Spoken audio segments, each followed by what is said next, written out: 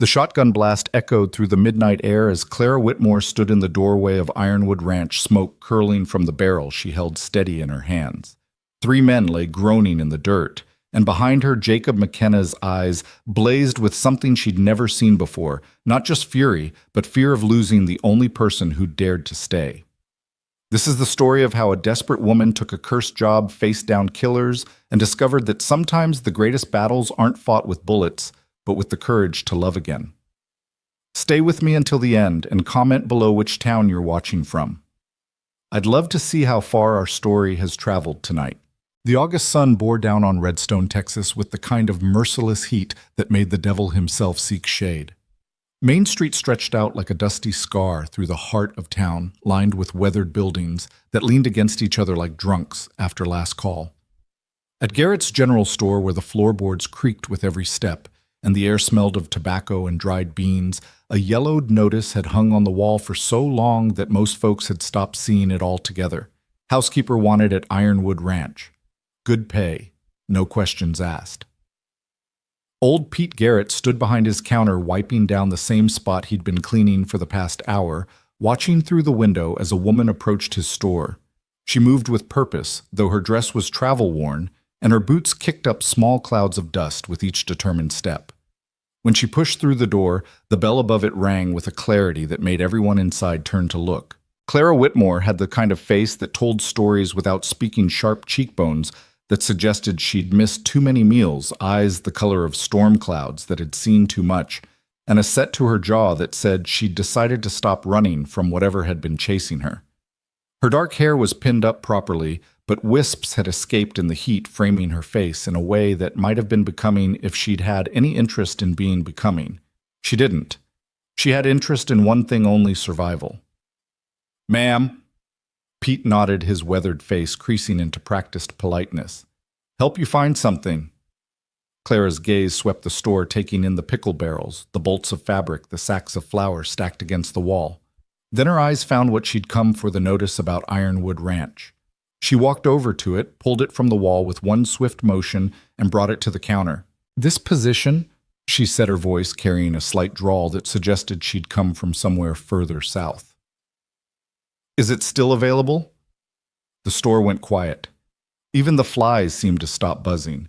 Pete's hand paused in its endless wiping.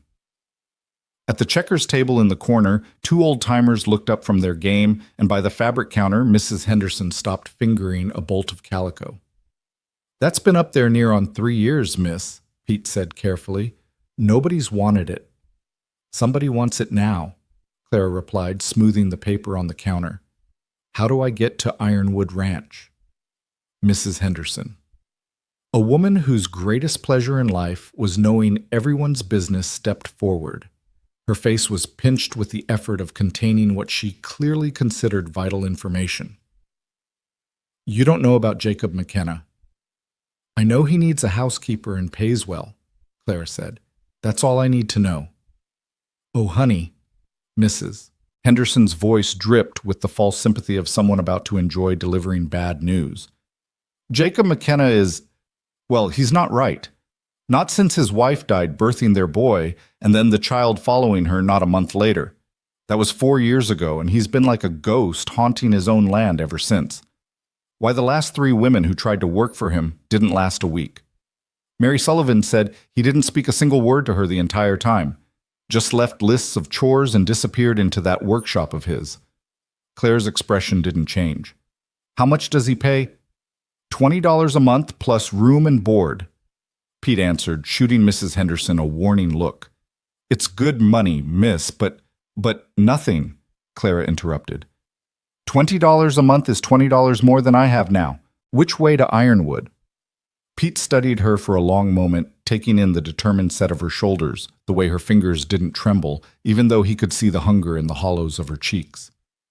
10 miles north, follow the creek until you see the iron gates. Big house on the hill. Can't miss it." He paused. "You sure about this, Miss Jacob McKenna? He's not cruel, but he's broken. And that kind of broken can be contagious." Clara tucked the notice into her small satchel next to a tarnished silver brooch, the only thing of value she still possessed. "Broken things can be mended, Mr. Garrett. Sometimes they just need someone who's not afraid to try.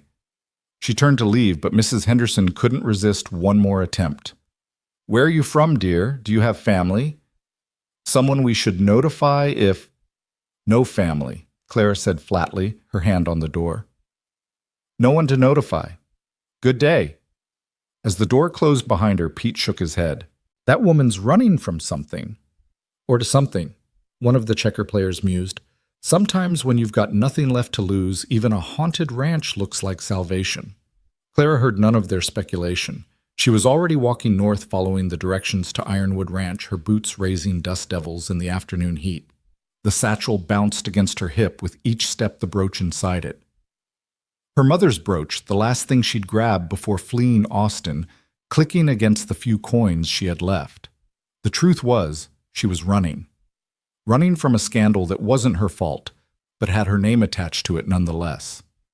Running from the moment she discovered her employer's son forcing himself on the young maid, and her intervention had led to accusations that she'd been the one to seduce him. Running from the way good society had closed ranks, choosing to believe the promising young lawyer over the spinster housekeeper who dared to speak against him.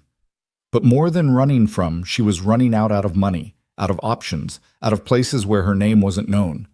Redstone was the end of the line, a Dust Bowl town where the train only stopped twice a week, and most folks were too concerned with their own survival to care about gossip from Austin. The walk to Ironwood took her 3 hours. The sun was beginning its descent when she finally saw the iron gates Pete had mentioned. They stood open rust, eating at the corner's weeds growing up around the posts. The name Ironwood was worked into the metal, though several letters had come loose and hung at odd angles. Beyond the gates, a dirt road wound up a hill toward a house that must have been magnificent once. Even in its current state of neglect, Ironwood Ranch commanded attention. It was a 2-story limestone structure with deep verandas wrapped around both levels, the kind of home built by someone with dreams of generations living within its walls. Now paint peeled from the shutters, and several windows were boarded over. The gardens that must have once been the pride of the property had gone wild roses climbing unchecked over arbors, their blooms fighting through tangles of thorns. Clara paused at the gates, allowing herself one moment of uncertainty. Then she straightened her spine, lifted her chin, and walked through. The front door was solid oak, scarred by weather, but still imposing. She knocked firmly, the sound echoing in the evening stillness. No answer. She knocked again, harder this time. "Mr. McKenna?" she called. "Mr. McKenna, I'm here about the housekeeper position." Still nothing. Clara tried the door handle and found it unlocked. She pushed it open, stepping into a foyer that smelled of dust and abandonment. Sheets covered the furniture like shrouds, and cobwebs draped the chandelier overhead. "Mr. McKenna," she called again, moving deeper into the house. She found him in what must have been the dining room, though the table was covered with woodworking tools rather than place settings. Jacob McKenna sat hunched over his work, carving something with the focused intensity of a man trying to chase away demons. He didn't look up when she entered. Clara had expected someone old, broken down by grief. But Jacob McKenna couldn't have been more than 35, though sorrow had etched lines around his eyes that belonged to a much older man. His dark hair was too long, falling across his forehead as he worked. His shirt sleeves were rolled up, revealing forearms corded with muscle from physical labor. There was nothing soft about him, nothing that invited approach or comfort. "Mr. McKenna," Clara said firmly. "I'm Clara Whitmore. I'm here about the job." His hand stilled on the wood, but he didn't look up. "Job's been filled." "No, it hasn't," Clara countered. "The notice is still up at Garrett's store. Has been for 3 years from what I hear." "Then you also heard that nobody stays." His voice was rough from disuse, like a gate that hadn't been opened in too long. "Save yourself the trouble." Clara set down her satchel with a decisive thump. "With respect, Mr. McKenna, you don't know what kind of trouble I'm capable of handling. I need this job, and from the looks of this place, you need someone to do it. I'm not asking for your friendship or your conversation. I'm offering to clean your house, cook your meals, and tend to what needs tending. $20 a month, room and board." That was the offer, wasn't it? Finally, he looked up, and Clara felt the impact of his gaze like a physical blow. His eyes were the color of winter bark brown, shot through with gray, and they held the kind of emptiness that came from losing everything that mattered. But there was something else there too, a flicker of surprise perhaps that someone was standing in his dining room arguing with him instead of fleeing. "You're not from around here, he said. It wasn't a question. "No." Running from something. Clara met his gaze steadily. "We're all running from something, Mr. McKenna. Question is whether we're running toward something too." He studied her for a long moment, taking in her worn dress, her determined stance, the way she didn't flinch under his scrutiny. Then he returned to his carving. "Room's upstairs, second door on the right. Kitchen's through there. I eat at 6 noon and 6. I don't like noise. I don't like change. And I don't like questions." "Understood," Clara said, picking up her satchel. "I'll need a day to get this place in order before I can promise proper meals. Tonight will have to be simple." "There's nothing in the pantry." "Then I'll make do with nothing until I can get to town for supplies tomorrow. I'll need money for groceries." He pulled out his wallet, extracted several bills without counting them, and set them on the table. "That cover it." Clara looked at the money more than she'd seen in months. "It'll do for a start." She headed for the kitchen, but his voice stopped her at the doorway. "The others left because they couldn't stand the silence," he said without looking up. "Or because they thought they could fix me. I don't want to be fixed, Miss Whitmore. I just want to be left alone." "Good," Clara replied. "Because I'm not in the fixing business. I'm in the cooking and cleaning business. You stay out of my way, I'll stay out of yours." The kitchen was a disaster. Dirty dishes were piled in the sink, some growing mold. The stove was caked with grease and mouse droppings dotted the counters. Clara rolled up her sleeves and got to work. She heated water, found soap under the sink, and began the long process of reclaiming the space. As she worked, she could hear the sound of Jacob's carving from the dining room, steady, rhythmic, almost meditative. She found a few potatoes in a barrel, some dried beans, and, miracle of miracles, a ham hock wrapped in cheesecloth in the back of the pantry. It would make a decent soup, nothing fancy, but filling. By the time she called him for dinner, the kitchen was, if not spotless, at least sanitary. She'd set one place at the kitchen table. She'd seen no evidence that he entertained or would welcome company at his meals. Jacob entered the kitchen and stopped short, clearly surprised by the transformation. The windows were clean, letting in the last of the evening light. The floor had been swept and mopped. The soup pot bubbled on the stove, filling the air with the first good smell the room had known in years. He sat down without comment and ate in silence. Clara busied herself with cleaning the stove, not attempting conversation. When he finished, he set his bowl by the sink and left without a word. Clara finished her own meal, the first hot food she'd had in 3 days, then climbed the stairs to inspect her room. It was small but clean, with a narrow bed, a washstand, and a small wardrobe. The window looked out over what must have once been a vegetable garden. She could make this work. She had to make this work. That night, as she lay in the unfamiliar bed, Clara heard sounds from somewhere else in the house. Footsteps pacing a door opening and closing, and once what sounded like something being thrown against a wall. She pulled the thin blanket up to her chin and closed her eyes. Whatever demons Jacob McKenna was fighting, they were his to battle. She had her own to contend with. The next morning, Clara was up before dawn. She found Jacob already gone, probably to tend to whatever livestock remained on the ranch. She made a list of supplies needed and set off for town just as the sun was painting the horizon pink. Pete Garrett's eyebrows rose when she walked into his store. "Well, I'll be. You survived the night." "I did more than survive," Clara said, handing him her list. "I need these things delivered to Ironwood this afternoon. Mr. McKenna gave me money for the purchases." Pete whistled low at the extensive list. "This is more food than Jacob's bought in a year. You really mean to stay, don't you?" "I mean to do the job I was hired for," Clara said simply. As Pete gathered her supplies, Mrs. Henderson sidled up. "So what's it like up there? Is he as strange as they say? Does he really never speak?" "Mr. McKenna is a private man who values his privacy," Clara said coolly. "As do I." But Mrs. Henderson wasn't easily deterred. "You know his wife was my cousin's friend. Beautiful girl Sarah was. Came from San Antonio, brought a dowry that helped Jacob build that ranch up proper. They were so happy, at least at first, but something changed when she got pregnant. She became fearful, wouldn't say why. Some say too much," Clara interrupted. "Good day, Mrs. Henderson." She left the store with the promise that the supplies would be delivered by afternoon. On her way back to Ironwood, she passed the cemetery. On impulse, she turned in, wandering among the headstones, until she found what she was looking for, a large marble monument with two names. Sarah McKenna, aged 22. Beloved wife and mother. And below it, Thomas McKenna, aged 3 weeks, God's littlest angel. Clara stood there for a moment, understanding a bit more about the weight Jacob carried. To lose both wife and child within a month, no wonder he'd retreated from the world.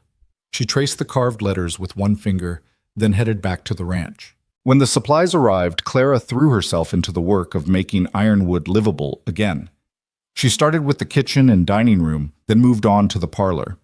She didn't touch Jacob's workshop space in the dining room, but she cleaned around it, careful not to disturb his tools or the pieces of wood he was carving. As the days passed, a routine developed.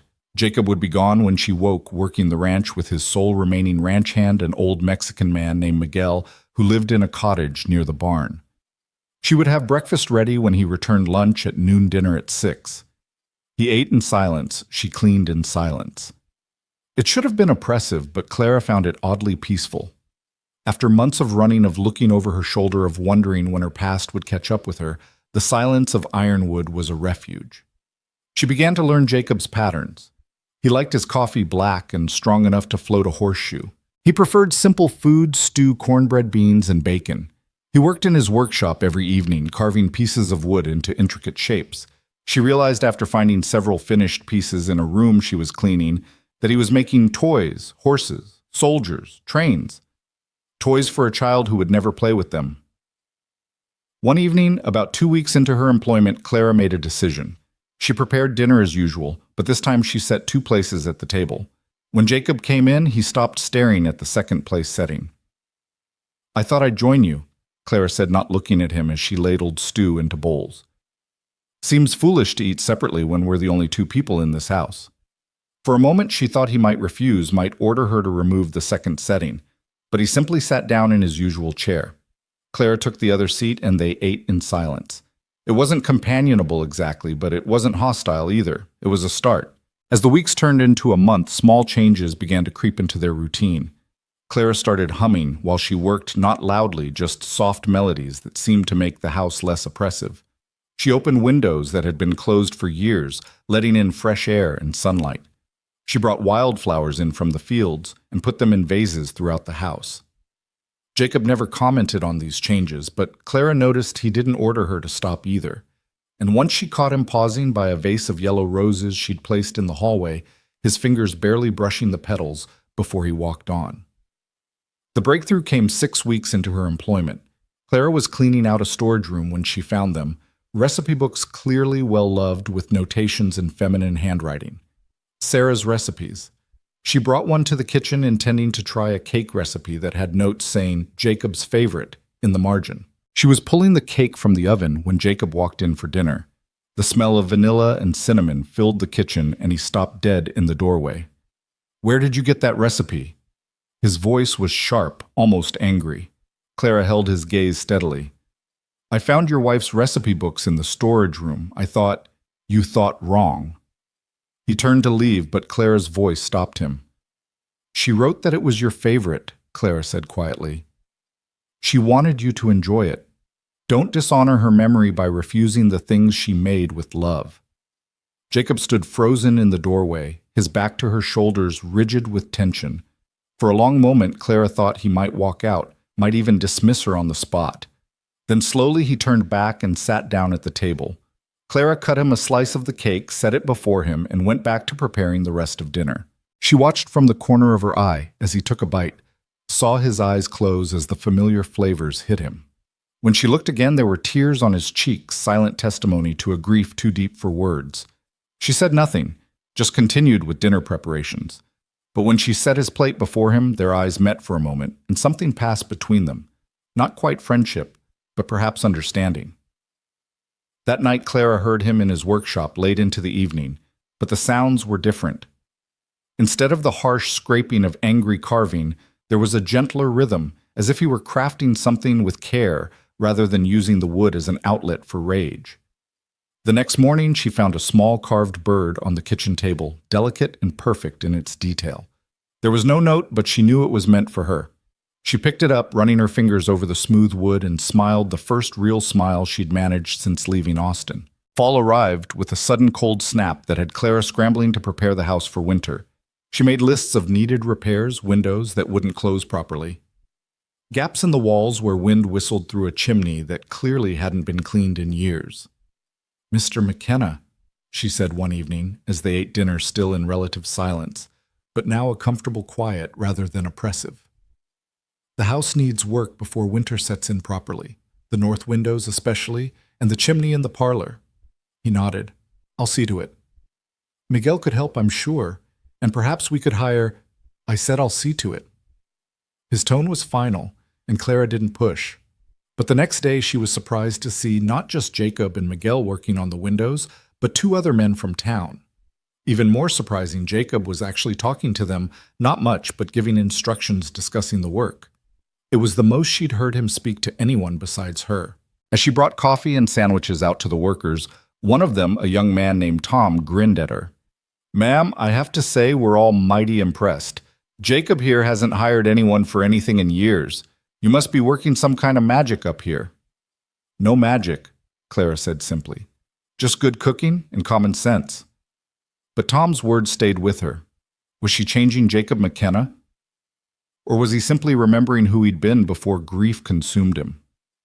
That evening, as Jacob worked in his workshop and Clara darned socks by the fire, she found herself speaking without planning to. "My mother had a brooch," she said quietly. "Silver with a small sapphire in the center. Nothing fancy, but she wore it every Sunday to church. When she died, it was the only thing of value she left me." Jacob's carving paused, but he didn't look up. Clara continued. "I've sold everything else over the years, her wedding ring, her books, even the family Bible, but I've kept that brooch. Sometimes holding on to one beautiful thing from the past is what gets us through the present." "Why are you telling me this?" Jacob asked, his voice rough. "Because I think you're holding on to the wrong things," Clara said gently. "You're holding on to the pain, the guilt, the anger, but you're letting go of the joy, the love, the good memories. That cake recipe your wife wanted you to remember, the happiness, not just the loss." Jacob was quiet for so long, Clara thought he wouldn't respond.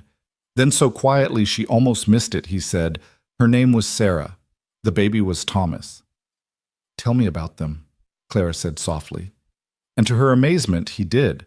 Haltingly at first, then with growing confidence, Jacob talked about meeting Sarah at a dance in San Antonio, how she'd laughed when he stepped on her toes, but agreed to a second dance anyway. He talked about their wedding, how radiant she'd looked, how proud he'd been to call her his wife. He spoke of building the ranch together, their plans for a large family, the joy when she told him she was expecting. She was scared near the end, he said, his hands still on the wood. Said she had dreams, bad ones. I told her it was just nerves, that everything would be fine. I should have listened, should have taken her to San Antonio where there were better doctors. "You couldn't have known," Clara said firmly. "Sometimes life takes from us, no matter how careful we are, how much we plan. It's not about blame, Mr. McKenna. It's about living with the loss without letting it destroy us." Jacob finally looked up at her, and for the first time she saw the man he must have been before, strong, capable, even handsome in a rugged way. "You sound like you know something about loss, Miss Whitmore." Clara's hand went unconsciously to her satchel, where the brooch rested. "We all carry our ghosts, Mr. McKenna. The trick is not letting them drive the wagon." A small smile, barely there but unmistakable, crossed his face. "Sarah would have liked you. She had a way of cutting straight to the heart of things, too." It was the first time Clara had seen him smile, and it transformed his face, taking years off his appearance.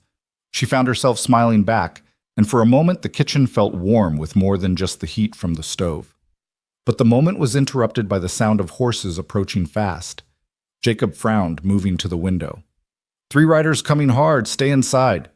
He grabbed a rifle from beside the door and stepped out onto the porch. Clara ignored his instruction, moving to the window to watch. The riders pulled up in a cloud of dust, and even from inside Clara could hear the tension in their voices.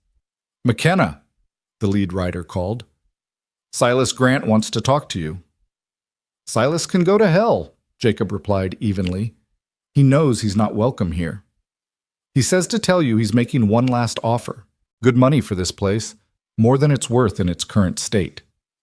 My answer hasn't changed in 4 years, and it won't change now. Get off my land." The rider laughed ugly and threatening. "Silas thought you might say that. He said to tell you he's got ways of changing a man's mind, and that pretty new housekeeper of yours would be a shame if something happened to her." The rifle in Jacob's hand swung up, aimed directly at the speaker. "You threaten anyone under my protection again, and Silas Grant will be shy 3 ranch hands. Now get out." The riders exchanged glances, then wheeled their horses around and galloped off. Jacob stood on the porch, rifle still raised, until they were out of sight. When he came back inside, his face was grim. "Pack your things," he said to Clara. "I'll take you to town in the morning. Find somewhere else to work." "No," Clara said simply. Jacob stared at her. "This isn't a discussion. Silas Grant is dangerous. He wants this land, has wanted it since before." He stopped, jaw-clenching. "Since before your wife died," Clara guessed. "Is that what this is about?" "Some old feud." "Silas and I served together in the war," Jacob said reluctantly. "Came back here together, both of us, with plans to build something. But Silas's idea of building is to take from others. He's acquired 6 ranches in the past 5 years, all through intimidation, foreclosure, or worse. Ironwood sits right in the middle of what he wants to be his empire. And you won't sell." "This land is all I have left of them," Jacob said quietly. "Sarah loved this place. We were going to raise Thomas here, teach him to work the land. I'll die before I let Silas Grant take it." Clara moved closer to him, close enough to see the pain etched in every line of his face. "Then we'd better make sure it doesn't come to that. I'm not running Mr. McKenna. Not from Silas Grant, not from anyone. I've done enough running." Jacob looked at her for a long moment, something shifting in his expression. "Why, this isn't your fight." Clara thought of the scandal in Austin, of the powerful men who'd destroyed her reputation without a second thought. "Maybe not, but I'm tired of men like Silas Grant thinking they can take whatever they want. Besides," she added with a small smile, "I just got this kitchen the way I like it. I'd hate to have to start over somewhere else." Despite the tension, Jacob's lips twitched in what might have been amusement. "You're either very brave or very foolish, Miss Whitmore." "Probably both," Clara admitted. "But I'm also very stubborn. Now tell me more about Silas Grant. If he's going to be a problem, I'd like to know what we're facing." Jacob studied her for a moment, then nodded slowly. "All right. But first, let me show you how to use a rifle." The next hours were spent in an impromptu shooting lesson behind the house. Clara had never held a gun before, but she was a quick learner, and by the time the sun set, she could hit a tin can at 20 paces more often than not. "You're a natural," Jacob said, something like approval in his voice. "Sarah was too. She could outshoot me on her good days." It was the second time that day he'd compared her to his late wife, and Clara wasn't sure how to feel about it. She wasn't trying to replace Sarah, had no intention of being anything more than what she was, a housekeeper earning her keep. But there was something in the way Jacob looked at her now, as if he were seeing her for the first time as a person, rather than just another temporary fixture in his self-imposed isolation. That night, Clara lay awake thinking about Silas Grant and his threats. She'd fled Austin to escape one dangerous situation only to land in another. But this felt different. In Austin, she'd been alone fighting against the word of respected men with no one to stand beside her. Here, she had an ally, broken though he might be. And Jacob McKenna, she was learning, was far from defeated, despite his grief. The next few days passed with an undercurrent of tension. Jacob started wearing his gun, even when working close to the house. Miguel began carrying a rifle when he went to tend the cattle. And Clara found herself checking the windows more often, watching for riders on the horizon. But life went on. Meals were cooked, chores were done, and slowly, incrementally, the house continued its transformation from mausoleum to home. Clara discovered Sarah's sewing basket and began mending curtains and linens. She found seeds in the garden shed and planned for spring planting. She even convinced Jacob to help her move some furniture, opening up the parlor and making it less like a storage room and more like a place where people might actually want to sit. It was during one of these furniture moving sessions that they found a leather journal that had fallen behind a heavy bookcase. Jacob recognized it immediately, his face going pale. "Sarah's diary," he said, his voice barely a whisper. Clara reached for it, then hesitated. "Do you want to read it?" Jacob stared at the journal as if it might bite him. Then with shaking hands, he took it from her and opened it to a random page.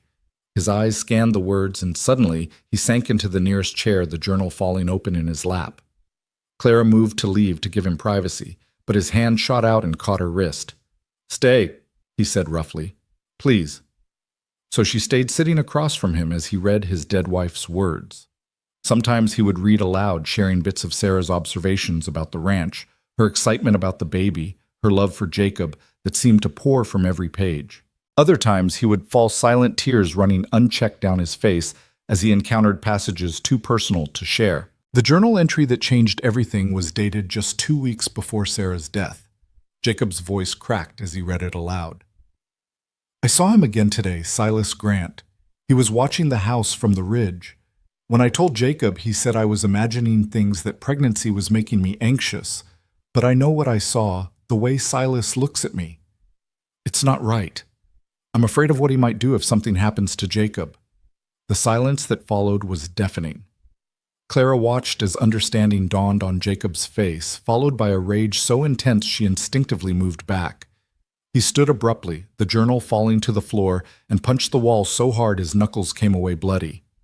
"I'll kill him," Jacob said, his voice deadly quiet. "If he had anything to do with Sarah's death." "You don't know that," Clara said firmly, though her own mind was racing. "Women die in childbirth. It's tragic, but it happens." "The doctor said it was unusual," Jacob said, pacing now like a caged animal. "Said she was healthy, strong. There was no reason for the bleeding to be so severe. And then Thomas," he stopped, his face contorting with pain. "The wet nurse said he just stopped breathing one night. But what if—" "Stop," Clara commanded, surprising them both with her authority. "You can't go down that path without proof. And even if Silas Grant is guilty of something, getting yourself hanged for murder won't bring them back." Jacob whirled on her, eyes blazing. "Then what would you have me do? Let him take everything—" "I'd have you be smart," Clara shot back. "If Silas Grant is the monster you think he is, then he's dangerous. You go after him with just rage and a gun and you'll end up dead. Then he gets Ironwood anyway, and Sarah and Thomas died for nothing." The fight seemed to drain out of Jacob. He slumped against the wall, suddenly looking exhausted. "I failed them. I should have listened to her fears, should have protected them." Clara moved closer, her voice gentler now. "You loved them. That's not failure. And if you want to honor their memory, you'll protect what they loved, this ranch, this home. But you'll do it smart, not reckless." Jacob looked at her, and something shifted in his expression. "You're not just a housekeeper, are you, Clara Whitmore?" "There's more to your story." Clara hesitated, then decided on partial truth. "I worked for a wealthy family in Austin. The son, he wasn't a good man. When I tried to protect another girl in the household, he turned it around, said I was the one who'd made advances. His family believed him, or pretended to. My reputation was destroyed overnight. I ran because staying meant jail, or worse." "So you understand," Jacob said quietly, "what it's like to have powerful men take everything from you." "I understand that fighting them head-on is usually suicide," Clara replied. "But I also understand that sometimes if you're clever enough, you can beat them at their own game." Over the next few days, they developed a routine of vigilance. Clara took to carrying a small pistol Jacob gave her tucked into her apron pocket.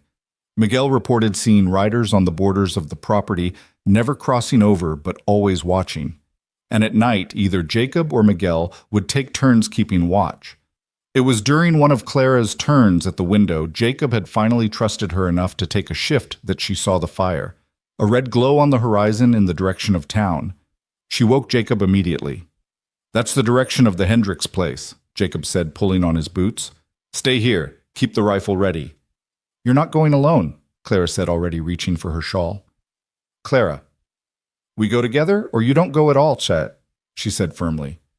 "I won't sit here wondering if you're riding into a trap." They saddled horses quickly and rode hard toward the fire. As they got closer, they could see it was indeed the Hendricks ranch, or what was left of it. The barn was fully engulfed, and men were forming a bucket brigade to keep the fire from spreading to the house. Jacob and Clara joined the effort, working through the night alongside their neighbors. By dawn, the fire was out, but the barn was a total loss. Tom Hendricks, a man in his 60s who'd ranched the land for 40 years, sat on his porch steps looking defeated. "It was Grant's men," he said quietly when Jacob approached. "They came with an offer yesterday. I refused. This was their response." "Did you see them?" Jacob asked. "Can you prove it?"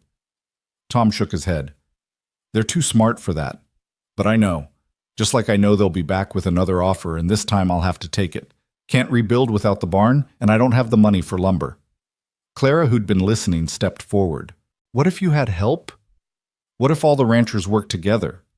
Tom laughed bitterly. "Against Silas Grant. He owns the bank, has the sheriff in his pocket.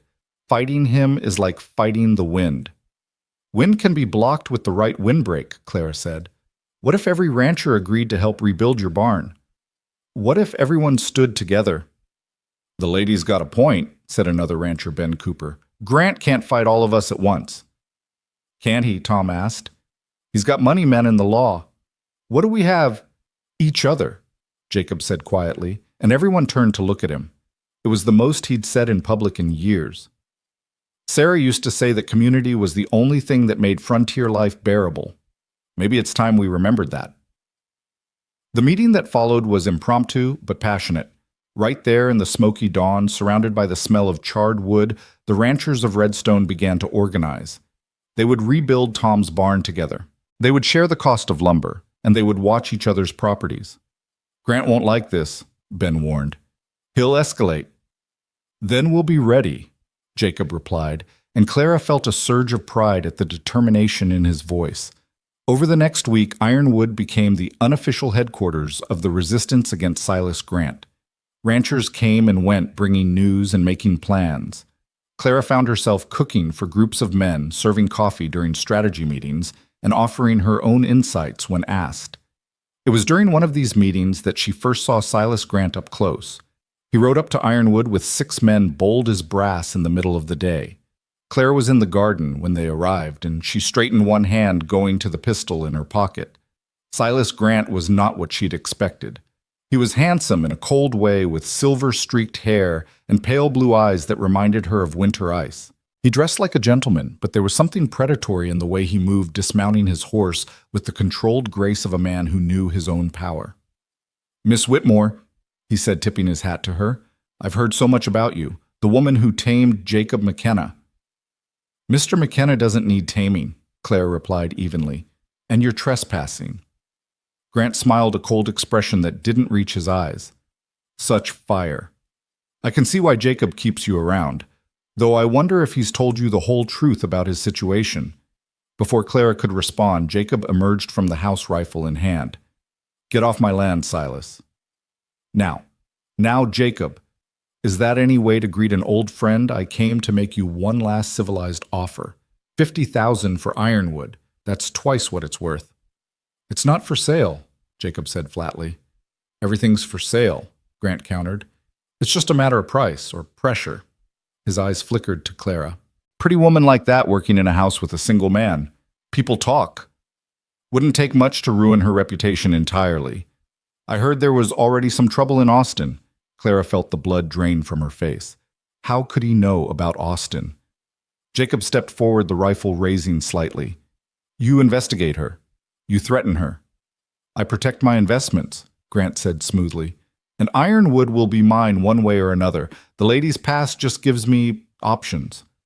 "The lady's past is none of your business," Clara said, finding her voice. "And neither is this ranch."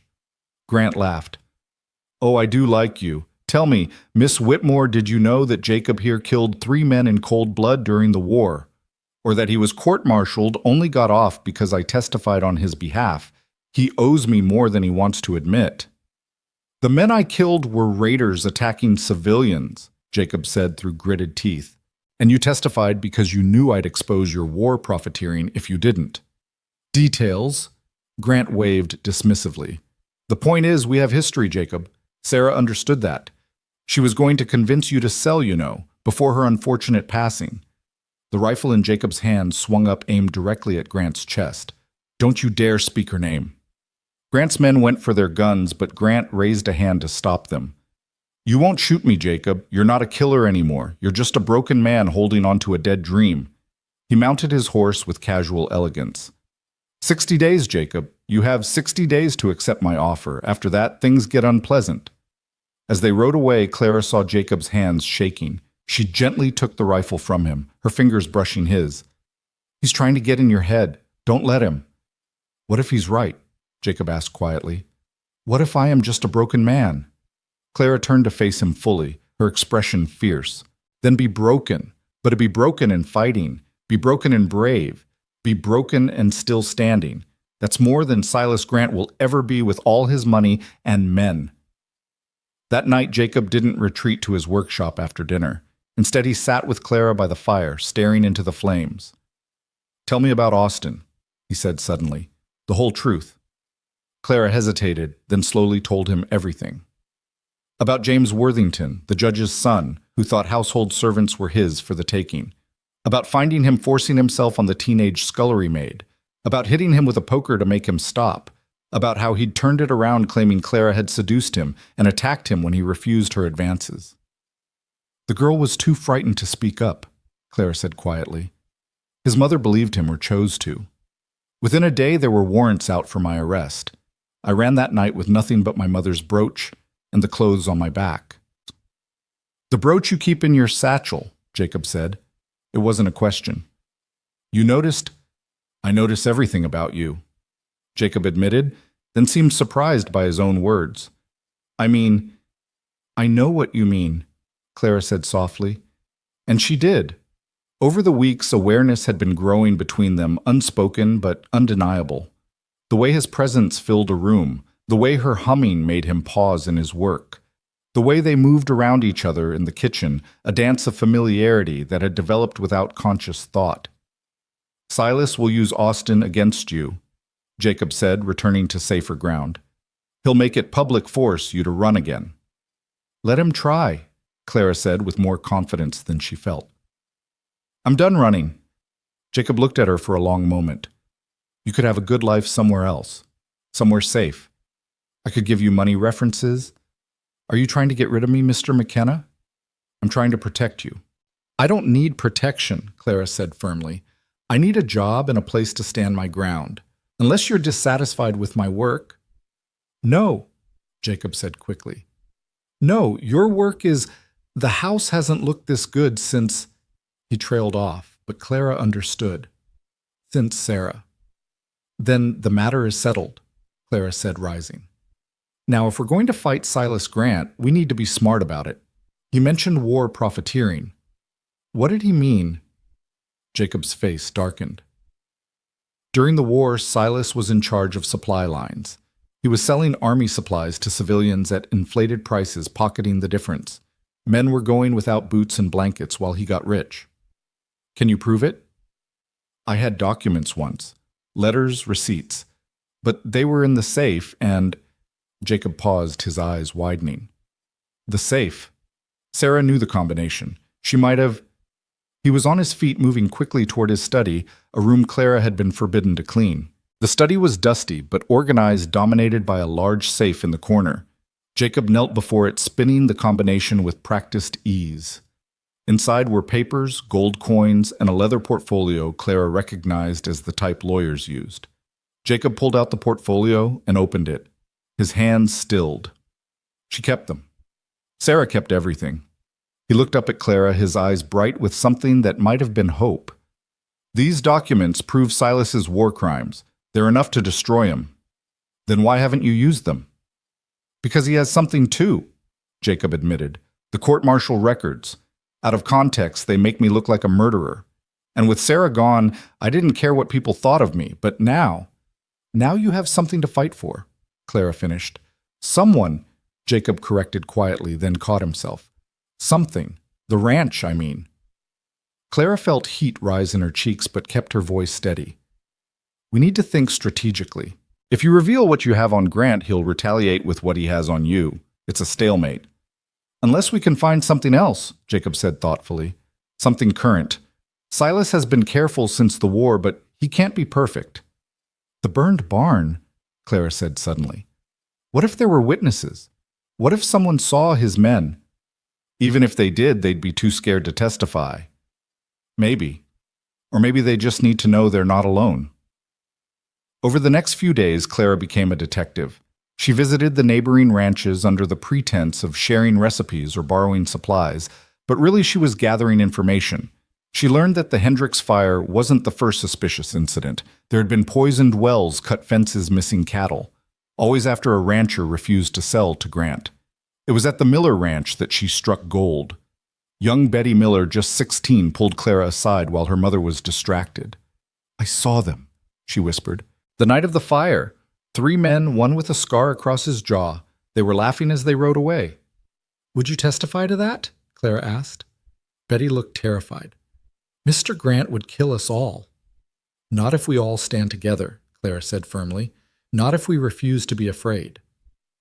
When Clara returned to Ironwood with this information, she found Jacob in heated discussion with Ben Cooper and Tom Hendricks. Grant had made moves to call in loans at the bank, putting pressure on anyone who'd stood against him. "We need to act fast," Ben was saying, "before he strangles us financially." "Betty Miller saw his men," Clara announced. "She can identify them."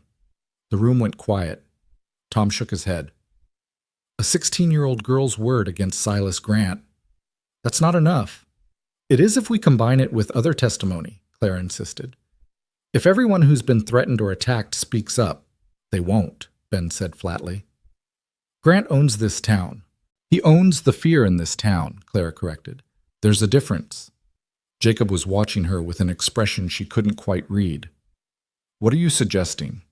"A town meeting. Public. Everyone invited, including Grant. Let him come and watch as people stand up and tell their stories.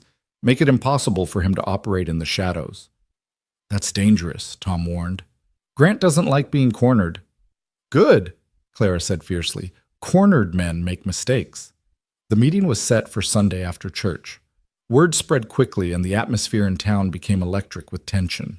Grant's men were seen everywhere, watching, listening, intimidating. On Saturday night, Clara was alone at Ironwood. Jacob had gone to help Miguel with a sick cow when she heard horses approaching. She grabbed the rifle and moved to the window. 4 riders dismounting near the house. Her blood ran cold when she recognized the lead man's scarred jaw, one of the men Betty had seen. Clara didn't hesitate. She fired a warning shot through the window, shattering glass. "Next one won't be a warning," she called out. The men took cover behind their horses. "Now, miss, we just came to talk," Scarface called. "Mr. Grant wants to make you an offer." "I'm not interested." "You haven't heard it yet. $1,000 in safe passage to anywhere you want. All you have to do is leave tonight." "Go to hell." She heard them spreading out, trying to surround the house. Clara moved quickly, barricading the front door, checking the back. Her hands were steady despite her racing heart. She'd faced down one powerful man's threats in Austin. She wouldn't run from another. The attack came from 2 directions at once. The front door shuddered under heavy blows, while glass broke in the kitchen. Clara fired at the shadow in the kitchen window, heard a yelp of pain. But she couldn't be in 2 places at once. The front door gave way just as Jacob and Miguel arrived. The gunfight that followed was brief but vicious. Clara saw Jacob transform from grieving widower to deadly fighter. In an instant, his movements precise and lethal. Miguel, despite his age, proved equally formidable. When the smoke cleared, 2 of Grant's men were dead, 1 was wounded, and Scarface had fled. Clara stood in the doorway, rifle still smoking, her face pale but determined. Jacob crossed to her in 3 strides, his hands gripping her shoulders. "Are you hurt?" "No, I'm fine." "You could have been killed." "But I wasn't." He stared at her for a long moment, something raw and desperate in his eyes. Then suddenly he pulled her against him, holding her tight enough that she could feel his heart racing. "Don't ever scare me like that again." Clara's arms came up around him slowly, feeling the solid warmth of him, the way he trembled slightly. "I won't if you won't," she whispered.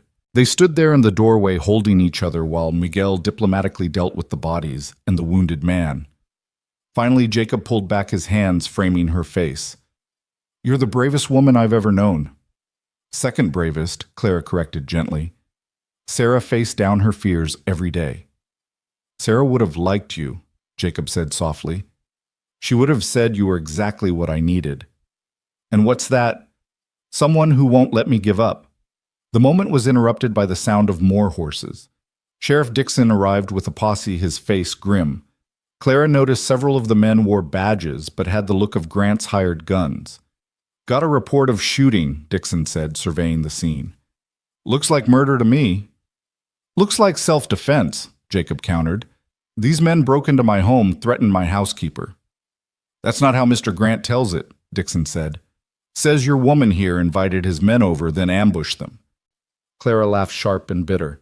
Of course he does. Men like Grant always blame the woman. Dixon's face reddened. You'll need to come with me, miss. Both of you, actually.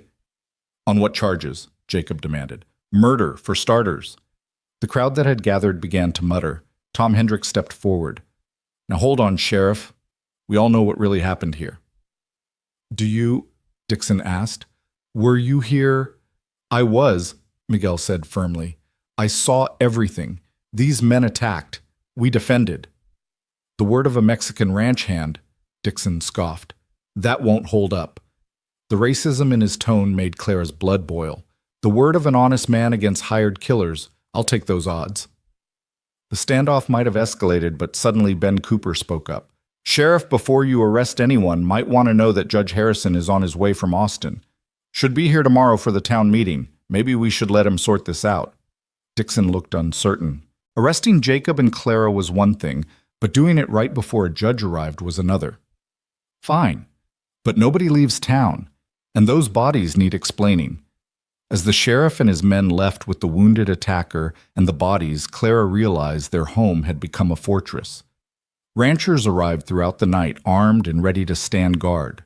By morning, Ironwood was surrounded by allies. Jacob found Clara on the porch at dawn, watching the sun rise over the gathered men. Started something, haven't we? He said. Something that needed starting, Clara replied. Grant pushed too hard this time. People are ready to push back. Are you? Jacob asked quietly. This is going to get worse before it gets better. Grant won't back down easy. Clara looked at him, this man who'd lost everything and was still standing still, fighting. Neither will we. The church bells were ringing, calling people to Sunday service and the meeting that would follow. Clara went to dress in her best dress, the only one that wasn't work-worn. When she came downstairs, Jacob was waiting in a clean shirt and vest, looking more like the prosperous rancher he'd once been. You look, he started, then stopped, color rising in his cheeks. Like a housekeeper in her Sunday best, Clara finished for him. Like a woman worth fighting for, Jacob corrected, offering her his arm. As they walked to town together, surrounded by armed allies, Clara felt something she hadn't experienced in months' hope. Whatever happened at this meeting, whatever Grant tried to do, she wasn't alone anymore. And neither was Jacob. The church was packed, people spilling out into the yard. Judge Harrison, a stern-looking man with silver sideburns, had set up at a table at the front. Silas Grant sat in the first pew looking perfectly at ease, as if he owned the church along with everything else. What followed was nothing short of a battle for the soul of Redstone. One by one, ranchers stood up and told their stories. Betty Miller, trembling but determined, identified the men she'd seen. Tom Hendricks detailed the threats he'd received. Even Mrs. Henderson, the gossipy shopkeeper's wife, admitted to seeing Grant's men near suspicious fires. Grant's lawyer, brought in from San Antonio, tried to discredit each witness, but the sheer number of testimonies was overwhelming. Then Clara stood up. My name is Clara Whitmore, she began, her voice carrying clearly. I came to Redstone running from injustice in Austin. I thought I could hide here, keep quiet, avoid trouble, but I've learned that avoiding trouble just lets it grow stronger. Last night, 4 men broke into the home where I work. They offered me money to leave, and when I refused, they tried to force me. If Mr. McKenna and Miguel hadn't arrived when they did, I'd likely be dead. Can you prove these were my client's men? Grant's lawyer asked smoothly. One of them is sitting in your jail with a bullet wound I gave him, Clara replied. Ask him who sent him. The wounded man, when brought in, refused to talk at first. But when Judge Harrison threatened him with hanging for attempted murder, he broke. Yes, Grant had sent them. Yes, they'd burned the Hendricks barn. Yes, there had been other incidents. The courtroom erupted. Grant stood, his face cold with rage. You'd take the word of a criminal trying to save his own neck. I'd take the word of multiple witnesses and evidence, Judge Harrison said firmly. Mr. Grant, you're under arrest for conspiracy, arson, and attempted murder. What happened next was chaos. Grant's remaining men went for their guns. Jacob shoved Clara down as bullets flew. The church became a battlefield with ranchers and Grant's hired guns exchanging fire. When the smoke cleared, Grant was on the ground, blood spreading from a wound in his shoulder. His men were either dead or fleeing. And standing over him, gun still aimed, was Jacob McKenna. "You took everything from me once," Jacob said quietly. "You won't do it again." For a moment, Clara thought he might shoot. Then Jacob lowered the gun and turned away. "He's not worth it. Let the law have him." As Grant was taken away, cursing and threatening, Jacob found Clara in the crowd. Without hesitation, he pulled her into his arms in full view of everyone. "It's over," he said against her hair. "Is it?" Clara asked, pulling back to look at him. "Grant's part is, but something else is just beginning." He cupped her face in his hands. "I've been dead for 4 years, Clara. You brought me back to life. I know I'm not what you deserve." Clara silenced him with a kiss there in front of the whole town, not caring who saw or what they thought. When they finally parted, both breathless, she said, "You're exactly what I deserve, and I'm exactly what you need." The crowd's reaction to their kiss was mixed. Some gasped, others smiled knowingly, and a few of the older women nodded with satisfaction, as if they'd seen this coming all along. Mrs. Henderson was already whispering furiously to her neighbor, no doubt calculating how quickly she could spread this latest development. But Jacob and Clara were oblivious to it all, lost in the moment of finally acknowledging what had been building between them for months. It was Tom Hendricks who broke the spell, clearing his throat loudly. "Well, I reckon we should let the judge finish his business. There's still the matter of sorting out Grant's other crimes." Judge Harrison, who had maintained his composure throughout the gunfight, with remarkable aplomb stood and brushed dust from his robes. "Indeed, Mr. Grant will be transported to Austin for trial. I'll need sworn statements from everyone involved. Miss Whitmore, I'll need to speak with you particularly about the events in Austin as well." Clara stiffened, but Jacob's hand found hers squeezing gently. "Whatever happened in Austin?" "Your Honor." Miss Whitmore was clearly the victim, not the perpetrator. The judge studied Clara with shrewd eyes. "I suspected as much when I heard James Worthington was involved. This isn't the first complaint about that young man, though it's the first where the woman survived to tell about it. Miss Whitmore, would you be willing to testify against him?" "Yes," Clara said without hesitation.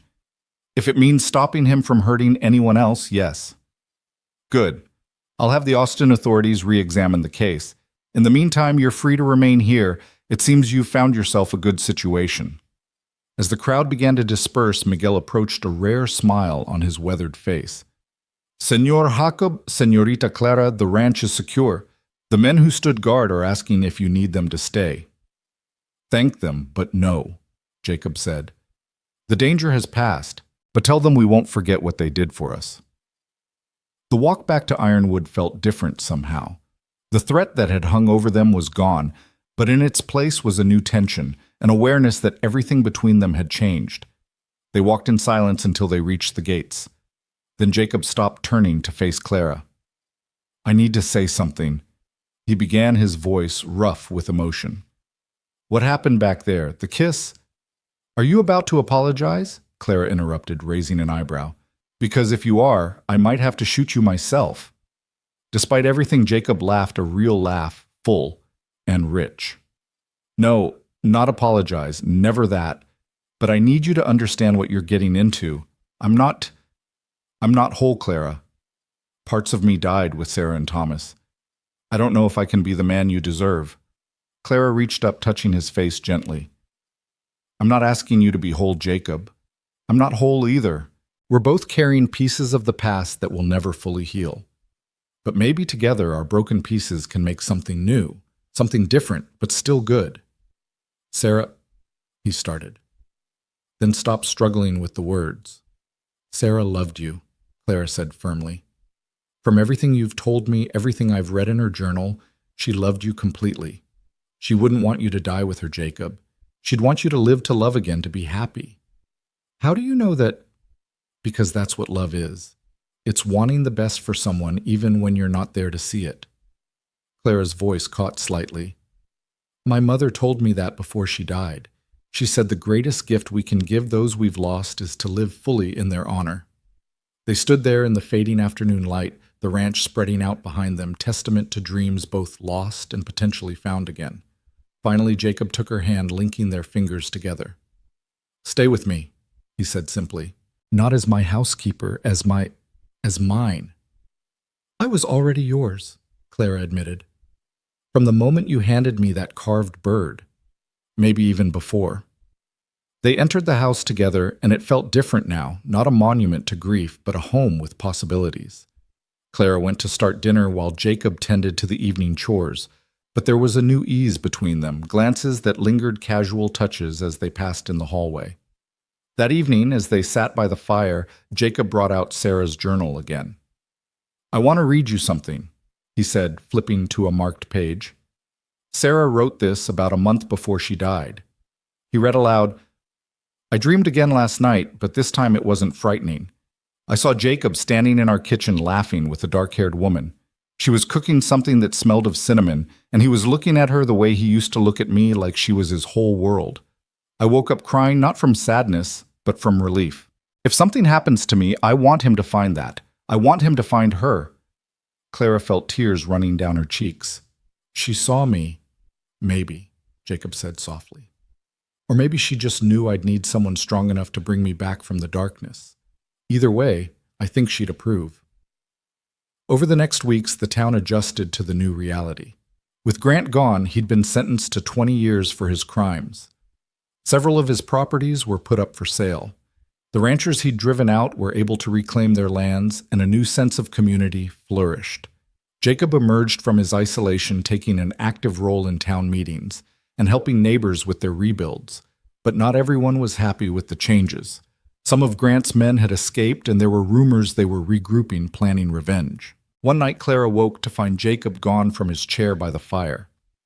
They hadn't yet taken the step of sharing a bed, both still navigating the proprieties of their unusual courtship. She found him on the porch, rifle across his lap, watching the darkness. "What is it?"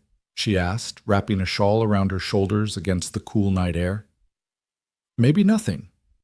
Thought I saw movement by the barn." Clara fetched her own rifle, taking position at the other end of the porch. They waited in tense silence until dawn revealed nothing more threatening than a few spooked deer. But the incident reminded them that their victory over Grant didn't mean they were safe from all threats. The next day brought an unexpected visitor. A well-dressed woman stepped down from the stage, her bearing regal despite the dust of travel. Clara was in town picking up supplies when she saw her and felt an instant recognition that made her blood run cold. Margaret Worthington James's mother. The older woman spotted Clara at the same moment, her lips thinning with displeasure. She approached with the confidence of someone used to being obeyed. "Miss Whitmore, I should have known you'd surface eventually." "Mrs. Worthington," Clara said evenly, though her heart was racing. "What brings you to Redstone?" "You do, unfortunately. Judge Harrison's investigation has created complications for my family. James is facing charges largely based on your accusations." "They're not accusations if they're true." Margaret's eyes flashed. "You always were too bold for your own good, but I'm not here to debate. I'm here to offer you a deal. $20,000 to disappear, leave Texas entirely, never testify against my son." Clara laughed, surprising herself with how free it sounded. "You still think you can buy your way out of everything, don't you?" "Everyone has a price, Miss Whitmore." "Maybe, but you can't afford mine." Clara turned to leave, but Margaret's next words stopped her. "I know about your situation here, living with that McKenna man unchaperoned. It wouldn't take much to destroy this new life you've built." "You're right," Clara said, turning back with a smile that didn't reach her eyes. "It wouldn't take much, which is why I'm not going to let you. See, Mrs. Worthington, the difference between Redstone and Austin is that people here know me. They know my character, and they know that powerful people sometimes lie to protect their own." Before Margaret could respond, Jacob appeared, having apparently witnessed the confrontation from across the street. He moved to Clara's side with the protective instinct of a wolf guarding its mate. "Is there a problem here?" he asked, his tone deceptively mild. Margaret looked him up and down dismissively. "You must be McKenna. I've heard about you. War hero turned hermit. Interesting choice for a protector, Miss Whitmore. The only choice, Clara said firmly. Mrs. Worthington was just leaving, weren't you? This isn't over, Margaret said coldly. You'll regret crossing my family. I regret not stopping your son sooner, Clara replied. How many other girls suffered because I stayed quiet at first? That's my only regret. As Margaret swept away toward the hotel, Jacob put his arm around Clara's shoulders. You all right? Better than all right, I just stood up to my past and didn't flinch. But Margaret Worthington wasn't done. Over the next few days, she spread poison throughout the town, questioning Clara's virtue, suggesting improprieties, hinting at scandals. Some people listened, especially those who had benefited from Grant's reign and resented the changes. It came to a head at Sunday service. Reverend Mills, an older man who usually preached about forgiveness and community, seemed uncomfortable as he began his sermon. We must be mindful of propriety, he began, his eyes finding Clara and Jacob in their pew. When we allow immoral behavior to flourish, we corrupt our entire community. Clara felt Jacob tense beside her, but before he could react, Betty Miller stood up. Excuse me, Reverend, but are you calling Miss Clara immoral? The woman who stood up to armed men who helped bring down Silas Grant, who's done nothing but help this town. Sit down, young lady, her mother hissed, but Betty remained standing. No, Mama, this isn't right. We all know what this is about. That fancy lady from Austin has been spreading lies because Miss Clara told the truth about her son. Tom Hendricks stood next. The girl's right. Clara Whitmore has shown more courage and integrity than most of us.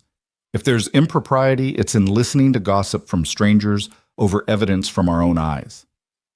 One by one, people throughout the church stood in support, even Mrs. Henderson, the town gossip, rose to her feet. I've watched that ranch for months, she announced, and I can tell you that Miss Clara has conducted herself properly.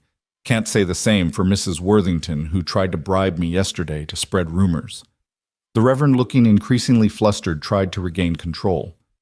This is highly irregular. So is attacking innocent people from the pulpit, Jacob said, standing slowly. His voice was quiet, but carried throughout the church. Reverend, with respect, you're new here. You didn't see Clara face down armed men. You didn't see her organize this community against tyranny. You didn't see her bring life back to a house that had become a tomb. If you want to preach about morality, perhaps start with the courage to stand for truth over comfortable lies. He took Clara's hand, helping her to her feet. And for the record, I've asked Miss Whitmore to marry me. She hasn't answered yet, but when she does, I hope you'll be willing to perform the ceremony. If not, we'll find someone who values character over gossip. The church erupted in surprised exclamations. Clara stared at Jacob in shock. This wasn't how she'd imagined a proposal. But then again, nothing about their relationship had been conventional. You haven't asked me to marry you, she whispered. I'm asking now, Jacob said, turning to face her, fully apparently oblivious to their audience.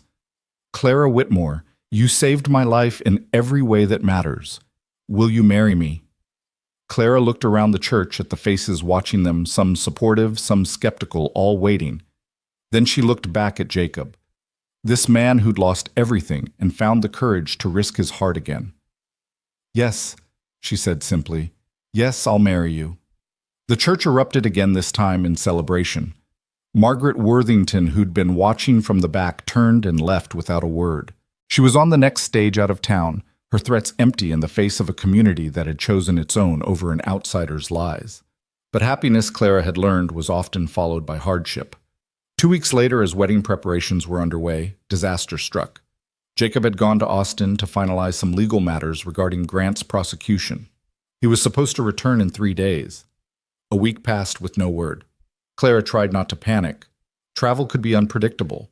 But when Miguel rode to Austin to investigate and returned with troubling news, her composure cracked. Senor Jacob never made it to Austin, Miguel reported. His horse was found abandoned on the road. There was blood. The search that followed consumed the entire town. Every able-bodied man rode out, scouring the countryside. Clara insisted on joining them, refusing to sit idle while Jacob was missing.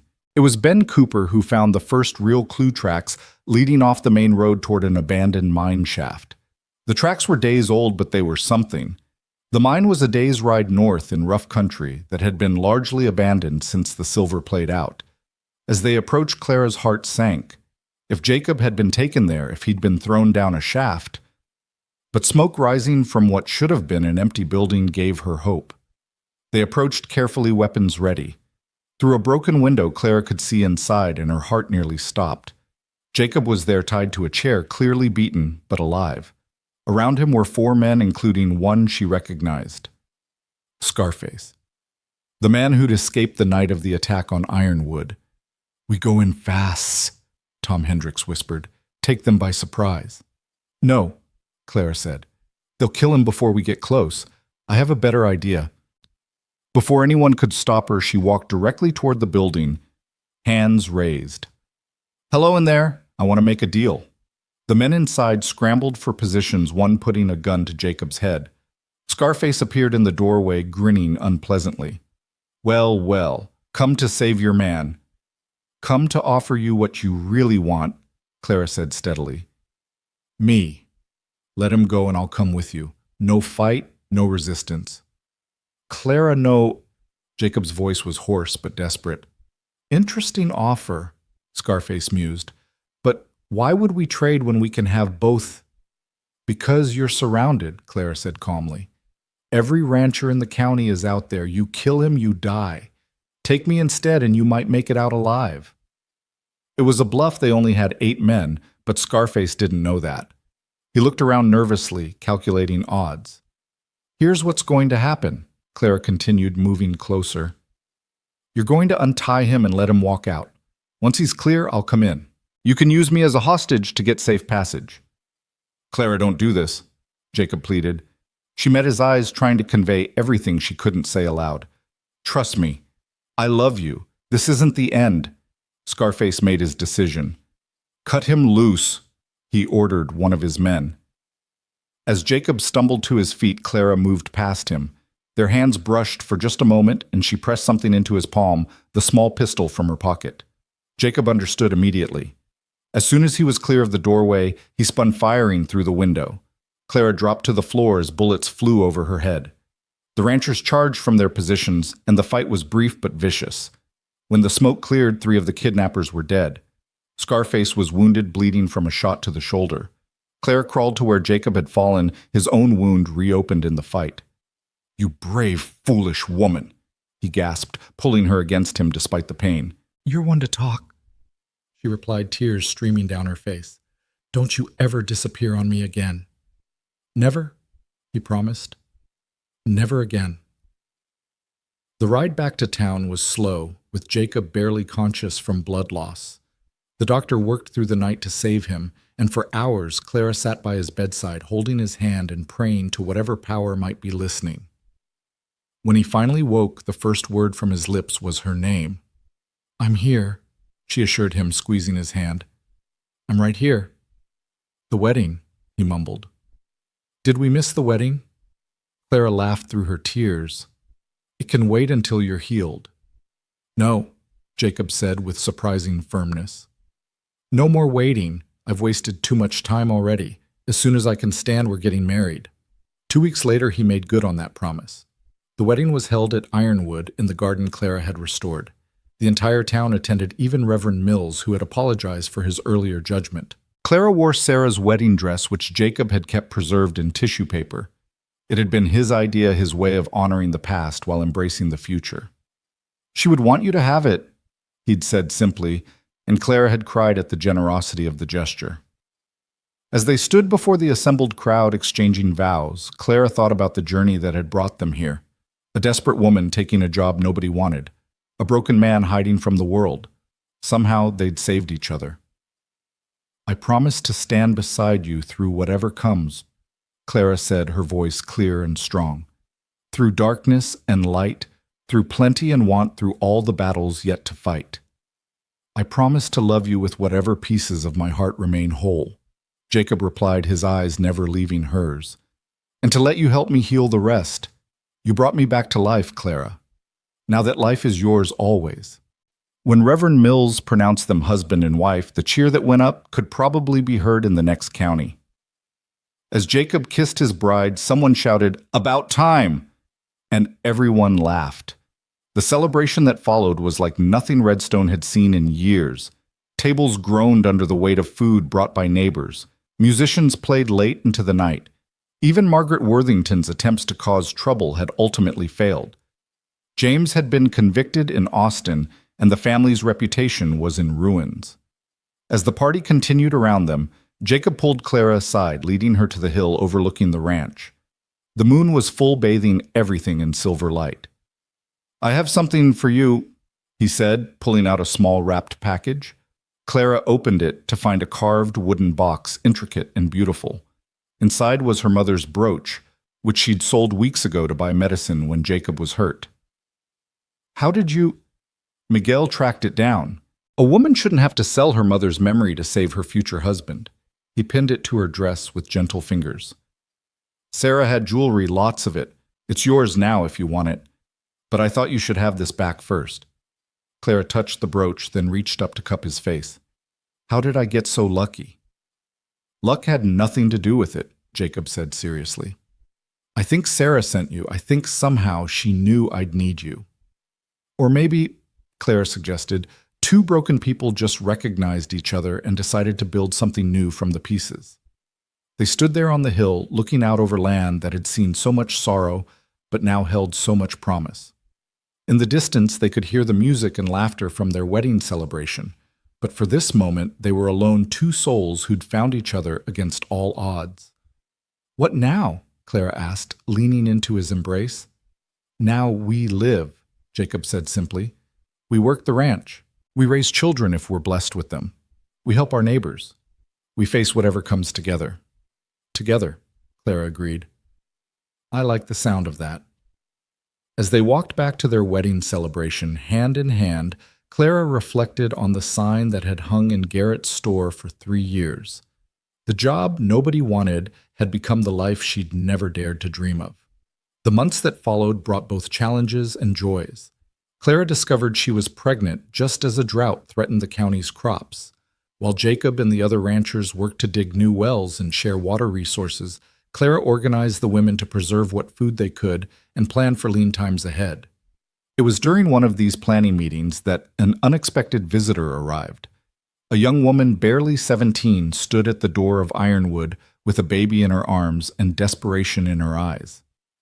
"Please," she said to Clara, "I heard about you, how you stood up to powerful men. I need help." The girl's story was painfully familiar. A wealthy man's son promises of marriage, then abandonment when she became pregnant.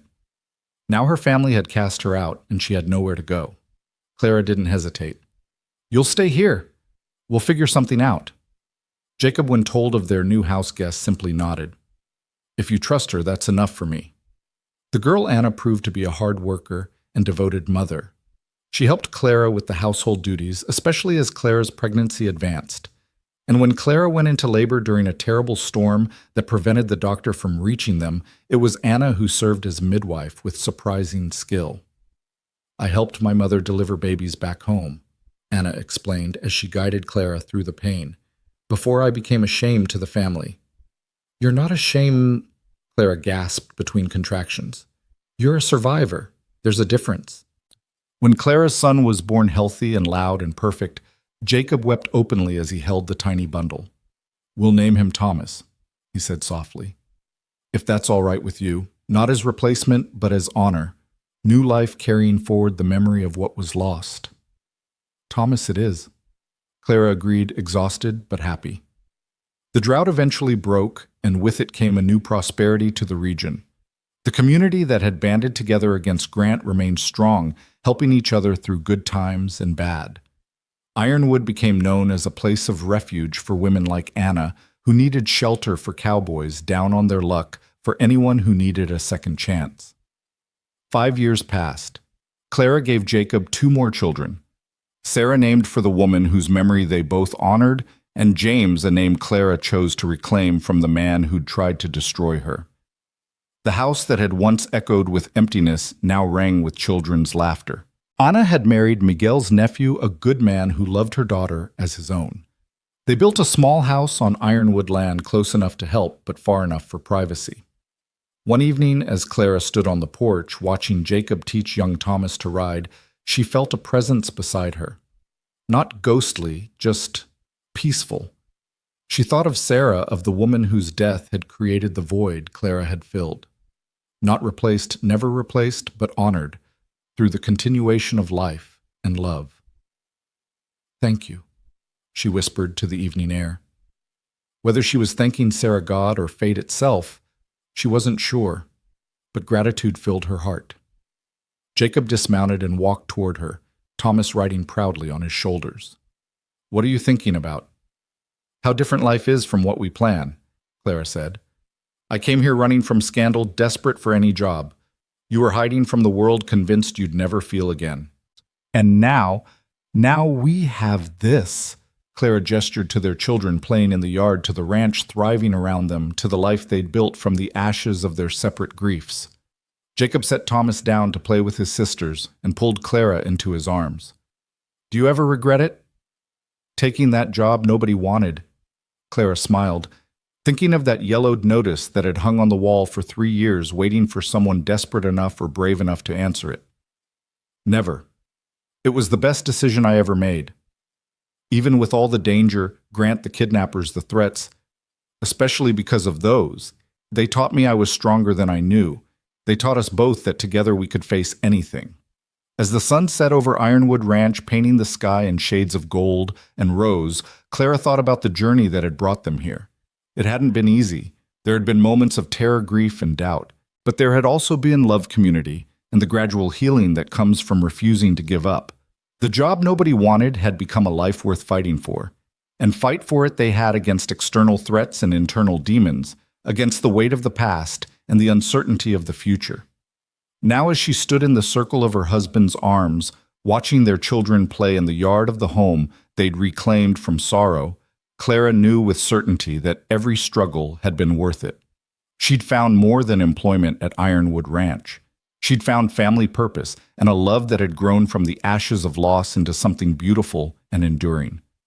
The woman who'd arrived in Redstone with nothing but a tarnished brooch and desperation had become someone she hardly recognized, wife, mother, pillar of the community. But underneath it all, she was still Clara Whitmore McKenna.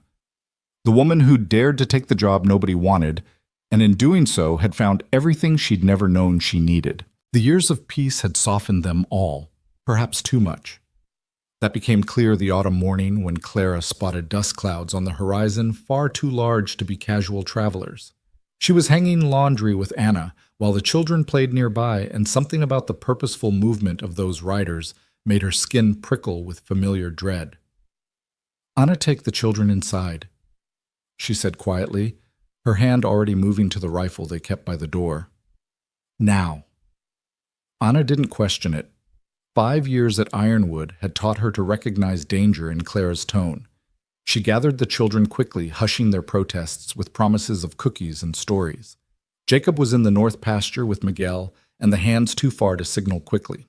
Clara rang the bell they'd installed after the Grant trouble's 3 sharp clangs meant danger come armed. Then she positioned herself on the porch, rifle visible but not raised, and waited. The riders numbered at least 20, all armed, all wearing matching dark dusters that gave them an official air. But it was the man leading them that made Clara's blood run cold. Marcus Worthington, James's younger brother, had his older sibling's cruel eyes, but carried himself with military precision that James had never possessed. "Mrs. McKenna," he said, touching his hat brim with mocking courtesy as he reined in his horse at the porch steps. "Or should I still call you Miss Whitmore, since your marriage might not be entirely legal?" "My marriage is perfectly legal, Mr. Worthington. State your business and get off my land." Marcus smiled a cold expression that reminded her painfully of his mother. "Actually, that's what we're here to discuss. The land. You see, there's been a development regarding the original Spanish land grant for this area. Turns out Ironwood Ranch may not have clear title after all." Clara kept her expression steady, though her heart was racing. "This ranch has been in the McKenna family for 15 years. The title is clear." "Is it?" Marcus produced a leather portfolio from his saddlebag. "I have documents here suggesting otherwise. Old documents recently discovered in the Spanish archives in San Antonio. They indicate this land was granted to the Valdez family, never legally sold. which would make your husband a squatter. Convenient timing for such a discovery, Clara said dryly. Just when your family needs to restore its reputation after your brother's conviction. Marcus's face darkened. My brother was railroaded by a vindictive woman who couldn't accept her place, but that's water under the bridge. I'm here as a legitimate businessman representing the Valdez heirs who want their land back. The sound of approaching horses announced Jacob's arrival. He and Miguel rode hard into the yard, followed by their ranch hands, all armed. Jacob dismounted and climbed the porch steps to stand beside Clara, his presence solid and reassuring. Worthington, he said coldly. You've got 30 seconds to explain why you're threatening my family. Marcus repeated his claim about the Spanish land grant, adding more details that sounded plausible enough to be genuinely concerning. According to him, the Valdez family had never legally transferred the land, making every subsequent sale invalid. Even if that were true, Jacob said, adverse possession laws would protect us. We've held and improved this land for 15 years. But you abandoned it for nearly 4 years after your first wife's death, Marcus countered. The place was barely maintained, hardly occupied. That breaks the continuous possession requirement. Clara felt Jacob tense beside her. Those years of grief were still a sensitive wound, and Marcus was deliberately prodding it. The ranch was never abandoned, Miguel spoke up unexpectedly. I lived here the entire time, maintained the property, have the records to prove it. Marcus's eyes flicked dismissively over Miguel. The testimony of a Mexican ranch hand won't hold much weight in court, I'm afraid. The testimony of an honest man holds weight with honest people, Clara said sharply. Though I understand why you might not recognize that concept. Marcus's controlled facade cracked slightly. You should be careful, Mrs. McKenna. Your husband isn't the only one with a questionable past. I've done some research on you as well. Did you know there was a girl in Austin before you worked for our family? A seamstress who died under mysterious circumstances. Some say you were the last person to see her alive. Clara's blood ran cold. Emily. Poor Emily, who had taken her own life rather than bear the shame of what James Worthington had done to her. Clara had tried to help her, had been with her that last night trying to talk her out of her desperate decision. She'd failed and the guilt still haunted her. How dare you? She whispered, her voice shaking with rage. I dare because I have witness statements, Marcus said smoothly. People willing to testify that you were involved in that poor girl's death. Combined with the accusations against you regarding my brother, it paints quite a picture, the kind of picture that could see you hanged. Jacob's hand went to his gun, but Clara caught his wrist. No, that's what he wants. An excuse to have you arrested, leave me vulnerable. Smart woman, Marcus said approvingly. Here's my offer. You have 30 days to vacate Ironwood Ranch. Leave peacefully and all these unfortunate questions about your past go away. Fight me and I'll destroy you both. Your children will grow up as orphans knowing their parents died as criminals. Get out, Jacob said, his voice deadly quiet. Get out now before I forget there are children watching from that window. Marcus looked up, saw small faces pressed against the glass and smiled coldly. Pretty children. Be a shame for them to lose everything because their parents were too proud to accept reality. He turned his horse around. 30 days McKenna. Use them wisely. As the riders departed, Clara sank into the nearest chair, her legs suddenly unable to hold her. Emily's face haunted her memory, so young, so broken, so desperate. Clara had tried to save her, but sometimes trying wasn't enough. Clara. Jacob knelt beside her. His face creased with concern. What he said about the girl in Austin. Her name was Emily, Clara said quietly. She was 16. James Worthington raped her repeatedly over 3 months. When she found out she was pregnant, she came to me for help. I tried to get her to go to the authorities, offered to go with her to testify. But she was too frightened. That night Clara's voice broke. She drank lye. I held her while she died. She begged me not to let them call her a whore at her funeral. Jacob pulled her into his arms as she wept, years of suppressed grief finally breaking free. It wasn't your fault. I should have done more, should have killed James myself when I had the chance. Then you'd have hanged and he'd have gone on hurting girls, Jacob said firmly. You did what you could. Marcus is twisting tragedy to serve his purposes just like his brother did. That evening, after the children were asleep, they held a war council in the kitchen. Miguel Ana and her husband Roberto and Ben Cooper, who'd ridden over as soon as he heard about the morning's confrontation. The Spanish land grant claim might have merit, Ben said reluctantly. There was a Valdez family that had holdings in this area before Texas independence. Most of their grants were honored, but some fell through the cracks. But we bought this land legally, Jacob protested. I have the deed. From someone who might not have had the right to sell it, Ben pointed out. If Worthington really has found documents. Documents can be forged, Clara said. The Worthingtons have money and connections. They could manufacture whatever evidence they need. Then we need to find the real documents, Miguel said suddenly. Everyone turned to look at him. My grandfather knew the Valdez family. They didn't disappear. They sold their holdings legally and moved to California during the gold rush. The records would be in the old mission archives in San Antonio. Then we go to San Antonio, Clara said immediately. You can't, Anna said. If you leave, Marcus will claim you're fleeing. He might move in while you're gone. Then I'll go, Roberto offered. I know the mission speaks Spanish. I can find what we need. While Roberto prepared for his journey, Clara couldn't shake the feeling that they were missing something. Marcus Worthington hadn't come all this way just for revenge. There had to be more to it. The answer came from an unexpected source. Mrs. Henderson arrived 2 days later, her usual gossipy demeanor replaced by genuine concern. I thought you should know, she said, accepting Clara's offer of coffee with unusual gravity. There's been talk in town. Marcus Worthington isn't just after your ranch. He's buying up everything he can. The old Grant properties, the abandoned mines to the north. He's even made offers on active ranches. Why? Jacob asked. What's he planning? Railroad, Mrs. Henderson said simply.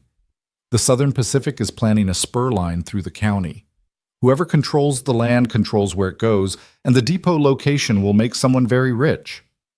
Clara and Jacob exchanged glances. It suddenly made sense. Ironwood sat at the perfect junction point for a railroad depot with water access and flat land suitable for development. So this isn't about revenge, Clara said slowly. Or rather, not just about revenge. It's about money. It's always about money with men like that, Mrs. Henderson said with unusual wisdom. The revenge is just a bonus for them. That night, Clara couldn't sleep. She stood at the window watching the moonlit landscape when she heard footsteps behind her. But it wasn't Jacob, it was young Thomas rubbing sleepy eyes. Mama, are the bad men going to take our home? Clara knelt down, pulling her son close. Not if I can help it, sweetheart. Papa says you're the bravest person he knows, Thomas said solemnly. He says you saved him. We saved each other, Clara corrected gently. That's what families do. After Thomas went back to bed, Clara made a decision. She wouldn't wait for Marcus to make the next move. At dawn, she saddled her horse, told Jacob she was going to town for supplies, and rode straight to the telegraph office. The message she sent was simple but costly. Going all the way to Austin. Need complete records. James Worthington Activities, 1869 to 1874, will pay well for information, especially interested in Emily Patterson case. The telegraph operator, old Sam Hughes, looked at her curiously, but sent the message without comment. Clara had learned that sometimes the best defense was a good offense, and if Marcus wanted to dig up the past, she'd dig deeper. The response came faster than expected. Within 3 days, a package arrived from Austin containing police reports, witness statements, and most damning, a letter in James Worthington's own hand admitting to indiscretions with household staff. The sender was anonymous, but a note suggested looking into Marcus's own past, particularly his time at university. Clara shared the information with Jacob, who whistled low. This is enough to destroy Marcus if he pushes the Emily situation. But it doesn't solve the land grant problem, Clara pointed out. We need Roberto to find those documents. Roberto had been gone a week when trouble escalated. Clara was at the general store when she overheard 2 of Marcus's men talking. They didn't see her behind the fabric bolts, and their conversation chilled her blood. Tomorrow night, one said, during the church social, the house will be empty. What about the Mexican and his family? They'll be handled. Boss says make it look like raiders, no witnesses. Clara slipped out the back and rode hard for home. They had to act fast. That evening, she and Jacob developed a plan. They would appear to go to the church social as expected, but Miguel and Roberto would be waiting in ambush. "It's too dangerous," Jacob protested. "We should get the sheriff." "Sheriff Watson is new since Grant's time, but he's still just one man," Clara pointed out. "And we don't know if Marcus has gotten to him. We handle this ourselves." The next night, they made a show of leaving for town, the whole family dressed in their best. But once out of sight of any watchers, they circled back through the canyon. Miguel and Roberto, who had returned that very day with crucial documents, were already in position.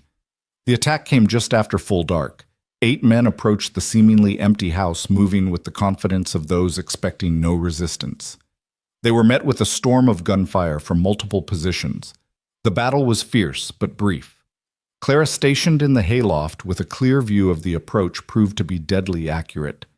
Her months of practice had paid off, and she dropped 2 riders before they even knew where the shots were coming from. When the smoke cleared, 5 attackers were dead, 2 wounded, and 1 had fled. Among the wounded was the scarred man who'd attacked Clara before the one who'd escaped justice during the Grant troubles. "Twice you've come for me," Clara said, standing over him with her rifle trained on his chest. "There won't be a third time. You can't prove Worthington sent us—" He gasped, blood seeping through his fingers where he held his side. "Maybe not," Clara agreed. "But I can prove you're wanted for the attempted murder from 5 years ago. That's enough to see you hang." Sheriff Watson arrived with remarkable speed. Someone in town had heard the gunshots and alerted him. To Clara's relief, he seemed genuinely interested in justice rather than politics. "This is clear self-defense," he said after taking statements. "These men attacked your home, but proving Worthington ordered it will be harder." "We might not need to," Roberto said, producing the documents from San Antonio. These prove the Valdez family sold their land legally to Jacob's predecessor. The sale was registered with the Mexican government before Texas independence and honored by the Republic of Texas afterward. Worthington's claim is fraudulent. The sheriff examined the documents carefully. "These look legitimate, but Worthington will challenge them in court." "Let him," Clara said firmly. "We have the truth on our side." The court battle that followed was intense. Marcus brought in expensive lawyers from Dallas, experts in land law, even a professor who claimed expertise in Spanish colonial documents. But Clara and Jacob had something better: the actual truth supported by genuine documents and testimony from multiple witnesses. The turning point came when Clara took the stand. Marcus's lawyer tried to attack her character, bringing up Emily Patterson's death, the scandal with James Worthington, her questionable relationship with Jacob before their marriage. Clara remained calm through it all, then produced the evidence she'd gathered about James. "If we're discussing character, she said clearly, perhaps the court should know that James Worthington assaulted at least 7 women that we can document. Emily Patterson took her own life rather than bear his child. I tried to save her and failed. If that makes me a criminal, then I accept that judgment.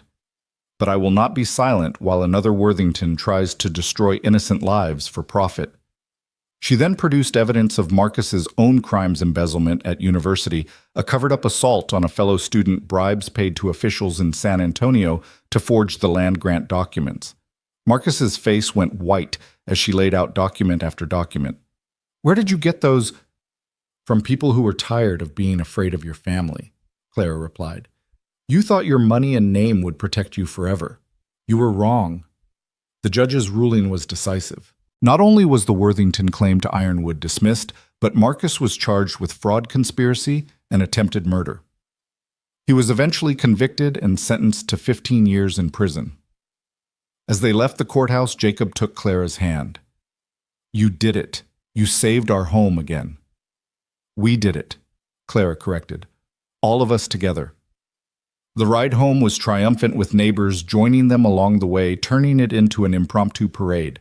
By the time they reached Ironwood, half the county was there to celebrate.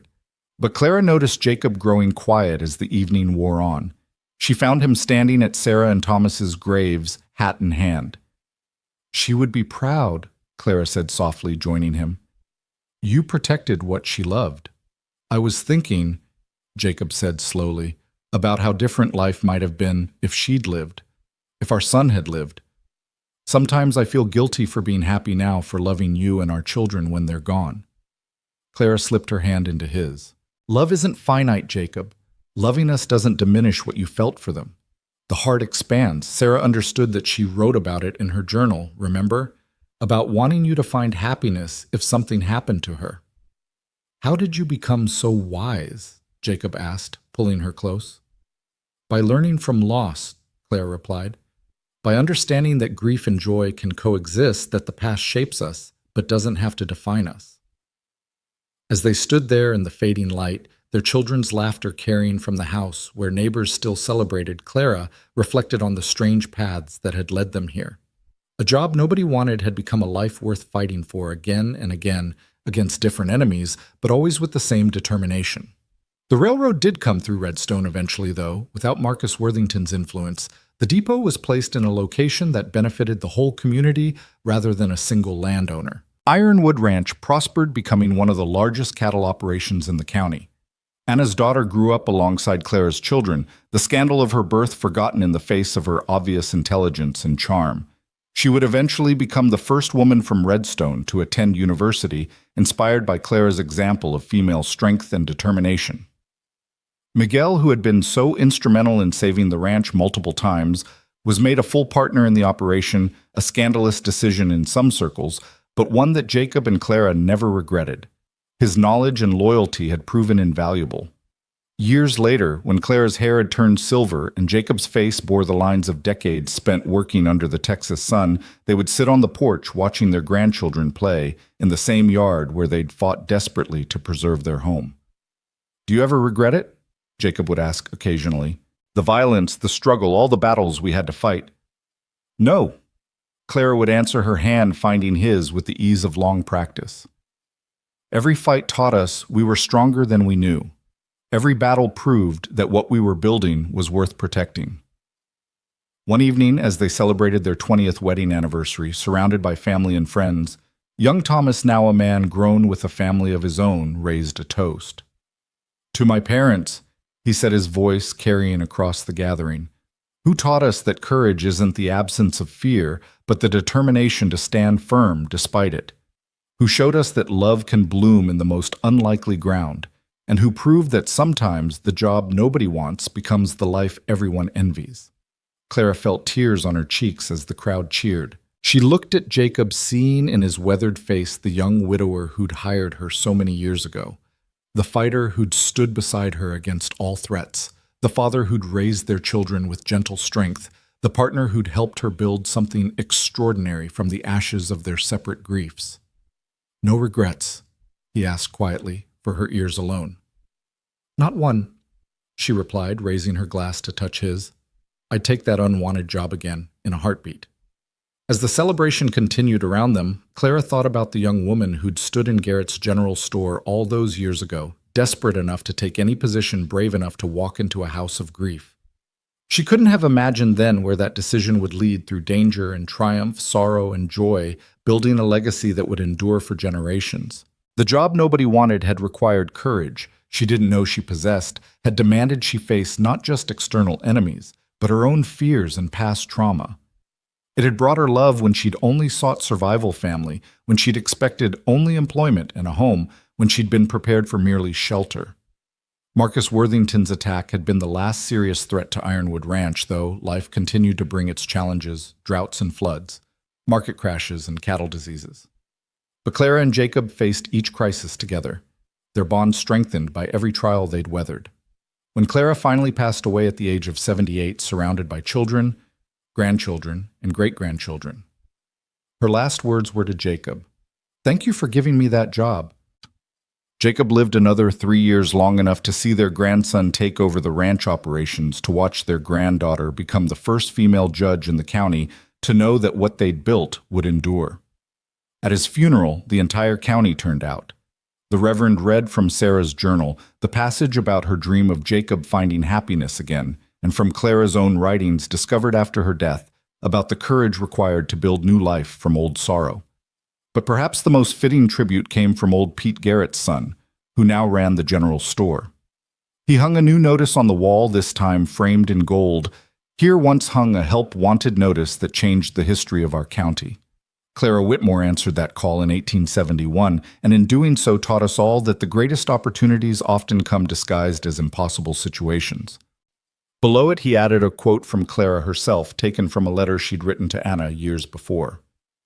"We cannot choose the trials life sends our way, but we can choose whether to face them with courage or cowardice, whether to stand alone or together, whether to let grief define us or to build something beautiful despite it." The legacy of Ironwood Ranch lived on, but more than that, the legacy of a woman who'd refused to be broken by scandal, who'd stood against powerful men who'd chosen love over fear, and who'd proven that sometimes the job nobody wants is exactly the one that will save your life. In the end, Clara Whitmore McKenna's story became legend in that part of Texas, told and retold each generation, adding their own understanding to the tale. But at its heart, it remained simple: a desperate woman, a grieving man, and the courage to build something extraordinary from the ashes of their separate losses. The job nobody wanted had become the life everybody remembered. The years that followed Marcus Worthington's defeat should have been peaceful, but Clara had learned that peace was often just the pause between storms. She was 43 now, her dark hair streaked with premature silver from the trials she'd endured, but her spirit remained unbroken. It was a Sunday morning in late spring when she first noticed the strange behavior in town, hushed conversations that stopped when she approached, worried glances exchanged between neighbors who'd been friends for decades. "Something's coming," she told Jacob that evening as they sat on the porch watching their children play in the yard. Thomas was 18 now, tall and strong, like his father, while Sarah at 16 had her mother's sharp intelligence and fierce determination. Young James, just 14, possessed a gentle soul that reminded Clara painfully of Emily Patterson, the girl she'd failed to save so many years ago. Jacob nodded slowly, his own instincts alert to the undercurrent of tension. Ben Cooper mentioned something about federal marshals asking questions in San Antonio, something about old war crimes. Clara's blood chilled. They'd thought that particular ghost was buried with Silas Grant's imprisonment and Marcus Worthington's downfall, but the past she'd learned had a way of clawing its way back to the surface. The truth revealed itself 3 days later when a contingent of federal officers arrived in Redstone, led by a man whose very presence seemed to darken the air around him. Colonel William Bradshaw was everything Clara instinctively distrusted. Smooth, polished, with eyes like a snake's, and a smile that never reached them. "Mr. McKenna," Bradshaw said, dismounting in front of the house, with theatrical precision. "I'm here on official business regarding certain incidents during the war, specifically the execution of 3 Confederate soldiers under your command." "Those men were raiders attacking civilians," Jacob said evenly, though Clara could see the tension in his shoulders. "They'd already killed 2 families, including children." "So you say," Bradshaw replied smoothly. "But new evidence has come to light, suggesting they were actually legitimate soldiers on a sanctioned mission, and you killed them to cover up your own crimes, specifically the theft of Confederate gold meant for civilian relief." Clara stepped forward, her voice sharp. "That's absurd. My husband served with honor." Bradshaw's reptilian gaze shifted to her. "Ah, the infamous Clara McKenna. Yes, I've heard about you. The woman with quite a checkered past herself. Tell me, Mrs. McKenna, how many deaths are you responsible for?" "Emily Patterson. Those men who attacked your ranch. Perhaps others we haven't discovered yet." "Every action I've taken has been in defense of innocent people," Clara said steadily, though rage burned in her chest at hearing Emily's name from this man's lips. "How noble," Bradshaw said mockingly. "But I'm not here to debate morality. Mr. McKenna, you have 48 hours to surrender yourself for transport to Washington, where you'll stand trial for war crimes and theft. If you attempt to flee, your entire family will be considered accomplices." After Bradshaw and his men left, the house fell into tense silence. Clara found Jacob in his workshop, not carving, but simply sitting, staring at nothing. "We fight this," she said firmly. "With what?" Jacob's voice was hollow. "He has federal authority, and if what he says about that gold is believed, then we prove it's a lie," Clara interrupted. "Just like we proved Marcus Worthington's lies. Just like we fought every other battle, together." That night, Miguel brought disturbing news. Senor Jacob, I've been asking around. This Bradshaw, he's not just a federal officer. He's been buying up land all along the proposed railroad extension using information he gets from his position. Several families have been forced to sell after he brought charges against them. So he's corrupt, Clara said thoughtfully.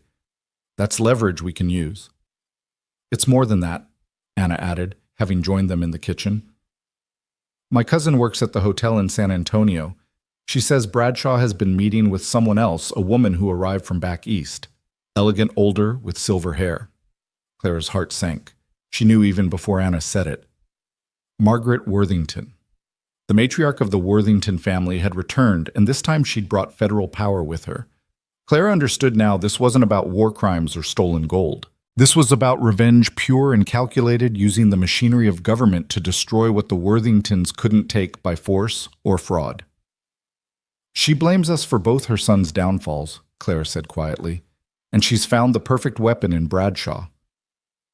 Over the next 36 hours, Clara mobilized everyone she could. Ben Cooper rode to Austin to search for records about Bradshaw's dealings.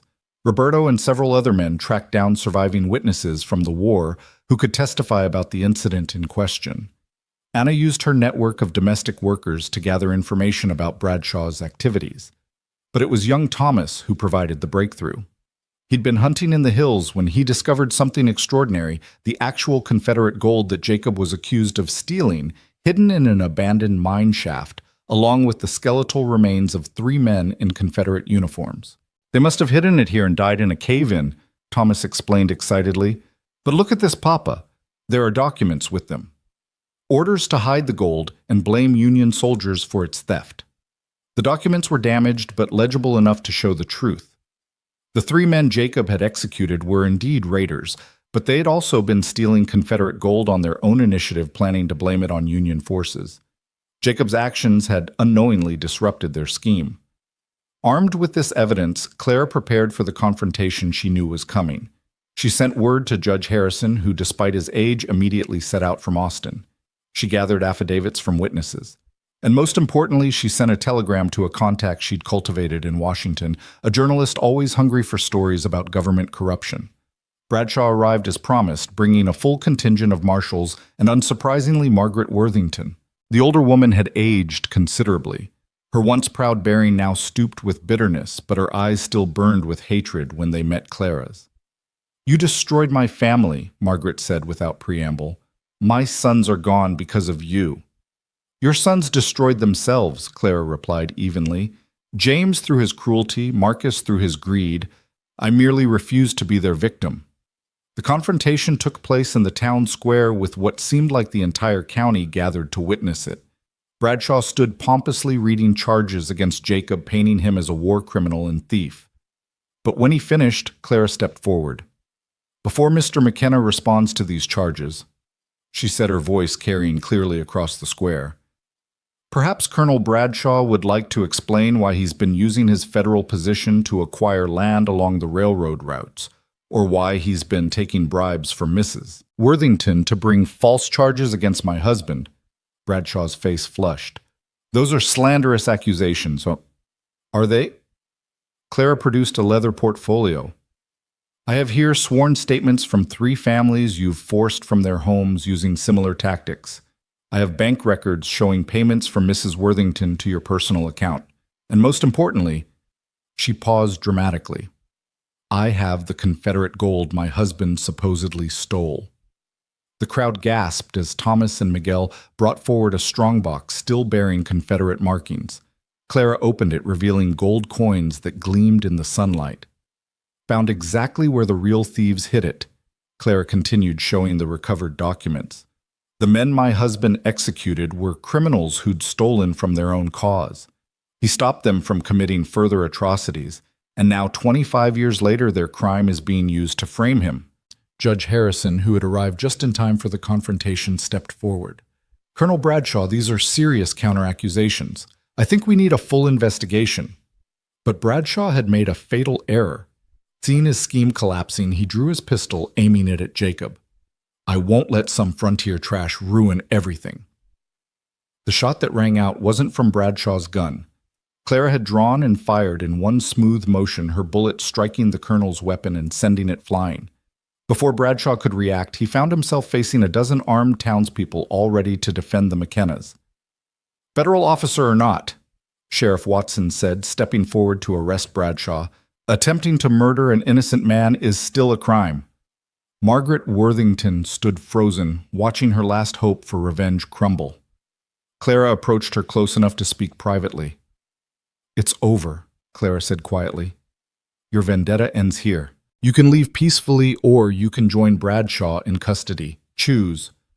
Margaret's face contorted with rage and grief. "You took everything from me." "No," Clara said firmly but not unkindly.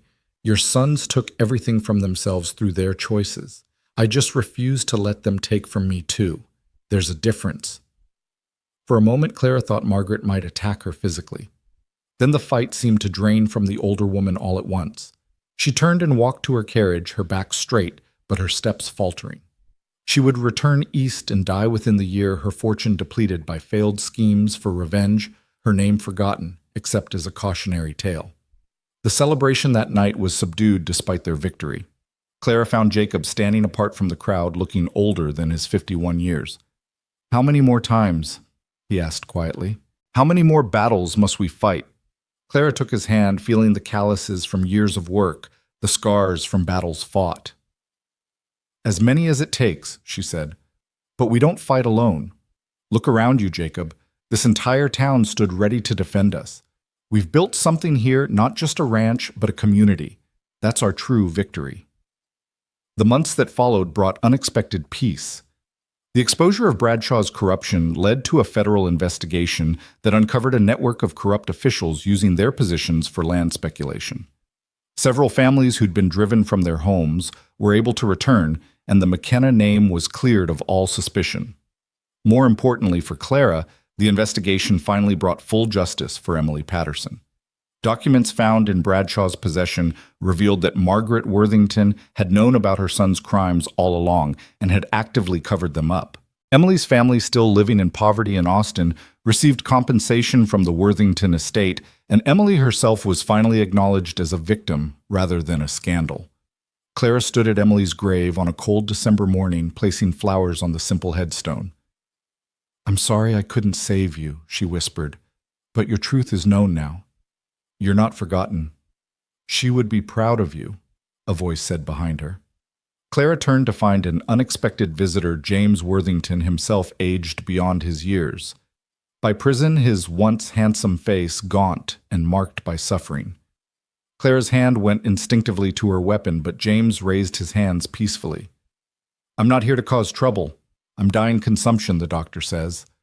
I have maybe a month. I came to apologize." "Apologize?" Clara's voice was ice. "I know it means nothing. I know it changes nothing, but I need to say it. What I did to Emily, to you, to others, it was monstrous. Prison gave me time to think, to finally see myself clearly. I discussed it even myself." Clara studied him, seeing genuine remorse in his ravaged features. "Why tell me this?" "Because you were the only one who stood up to me. The only one who tried to protect her. I hated you for it then, but now I understand you were the only decent person in that house." He coughed, blood speckling his handkerchief. "I've left what remains of my money to a charity for women like Emily. It's not enough, but it's all I can do." He turned to leave, then paused. "That night when Emily died, she called for you at the end. Not her mother, not God. You. She trusted you. Don't carry guilt for failing to save her. You were the only one who tried." Clara watched him shuffle away, a broken man seeking redemption too late. She felt no satisfaction in his suffering, only a deep sadness for all the pain that could have been avoided if someone had stopped him sooner. When she returned to Ironwood, she found the house in cheerful chaos. Sarah was teaching young James to dance for the upcoming Christmas social, while Thomas helped Jacob and Miguel string decorations. Anna's children ran through the rooms, their laughter bright as bells. "Mama," Sarah called out, "come see, we've decorated the entire parlor." Clara let herself be pulled into the warmth and light of her home, leaving the ghosts of Austin behind. This was what mattered. This family forged from loss and love. This home defended against all who would destroy it. The Christmas social was held at Ironwood that year, the house overflowing with neighbors and friends. Clara stood in the doorway watching couples dance, children play, and realized that the house that had once been a tomb of grief had become the heart of the community. "Penny for your thoughts," Jacob said, slipping his arm around her waist. "I was thinking about that notice in Garrett's store," Clara said. "How desperate I was when I took that job. How certain I was that I was just looking for a place to hide.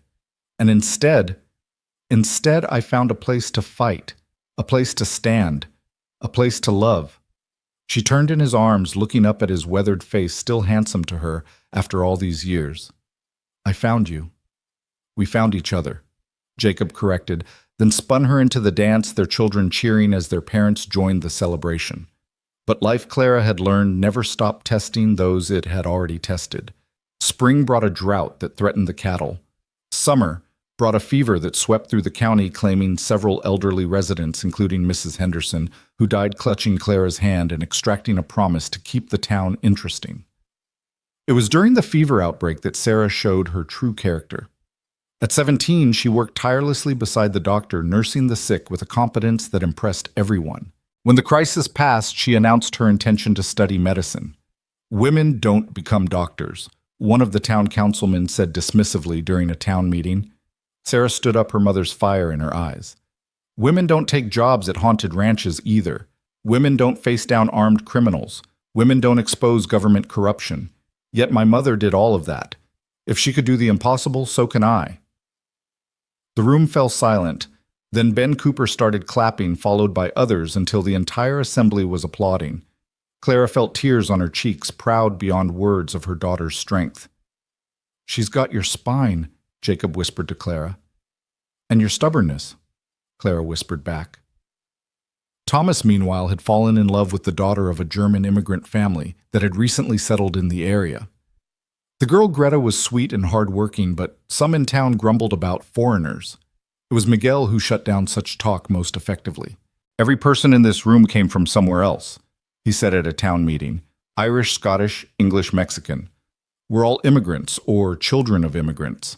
What matters is what we build together, not where we came from." Young James, the gentle soul of the family, surprised everyone by announcing he wanted to become a teacher. "I want to make sure everyone can read and write," he explained. "Education is the best defense against men like Grant and Worthington." Clara couldn't have been prouder of her children if they'd announced intentions to become presidents and queens.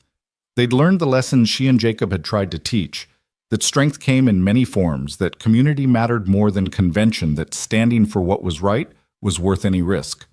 But the biggest surprise came from Anna. Now in her 40s, she'd built a good life with Roberto, raised 3 children, and had seemed content. Then one evening she approached Clara with an unusual request.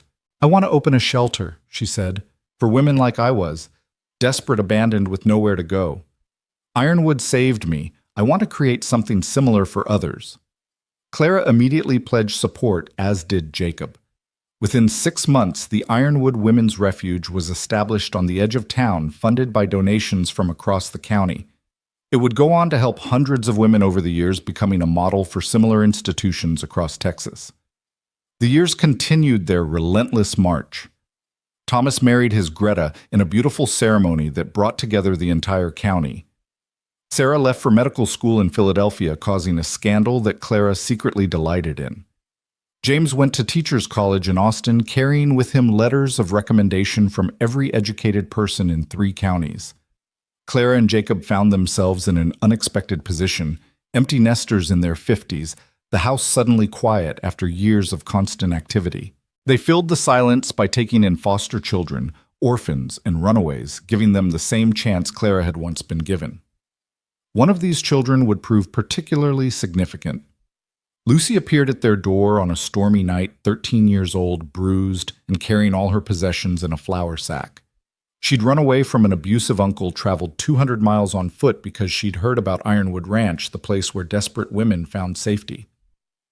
"Everyone says Mrs. McKenna helps people," Lucy said, shivering on the doorstep. "Are you her—" "I am," Clara said, already pulling the girl inside.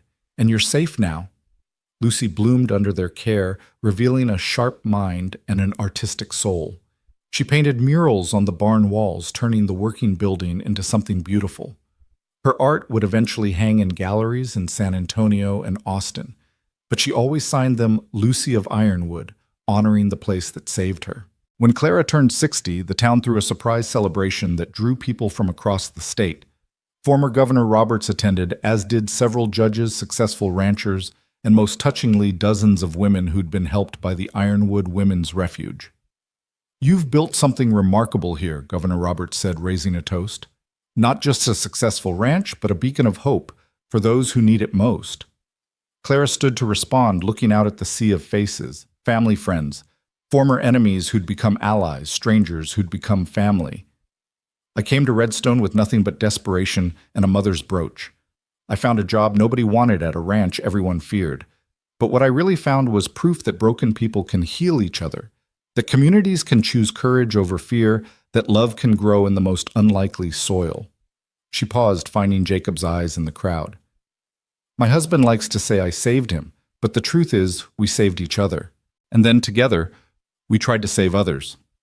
That's all any of us can do, reach out to those who are drowning and pull them to shore just as someone once pulled us." The applause was thunderous, but Clara barely heard it. She was thinking about that scared, desperate woman who'd stood in Garrett's store 40 years ago, staring at a yellowed notice on the wall. Could that woman have imagined this? Could she have dreamed that the job nobody wanted would lead to a life so full, so rich, so meaningful? As the party continued around them, Jacob took her hand and led her to the hill overlooking the ranch. The sun was setting, painting the sky in shades of gold and crimson. Below them, ironwood spread out the house, restored and expanded the barns that Lucy had made beautiful, the thriving gardens, the cattle grazing in verdant pastures. "Any regrets?"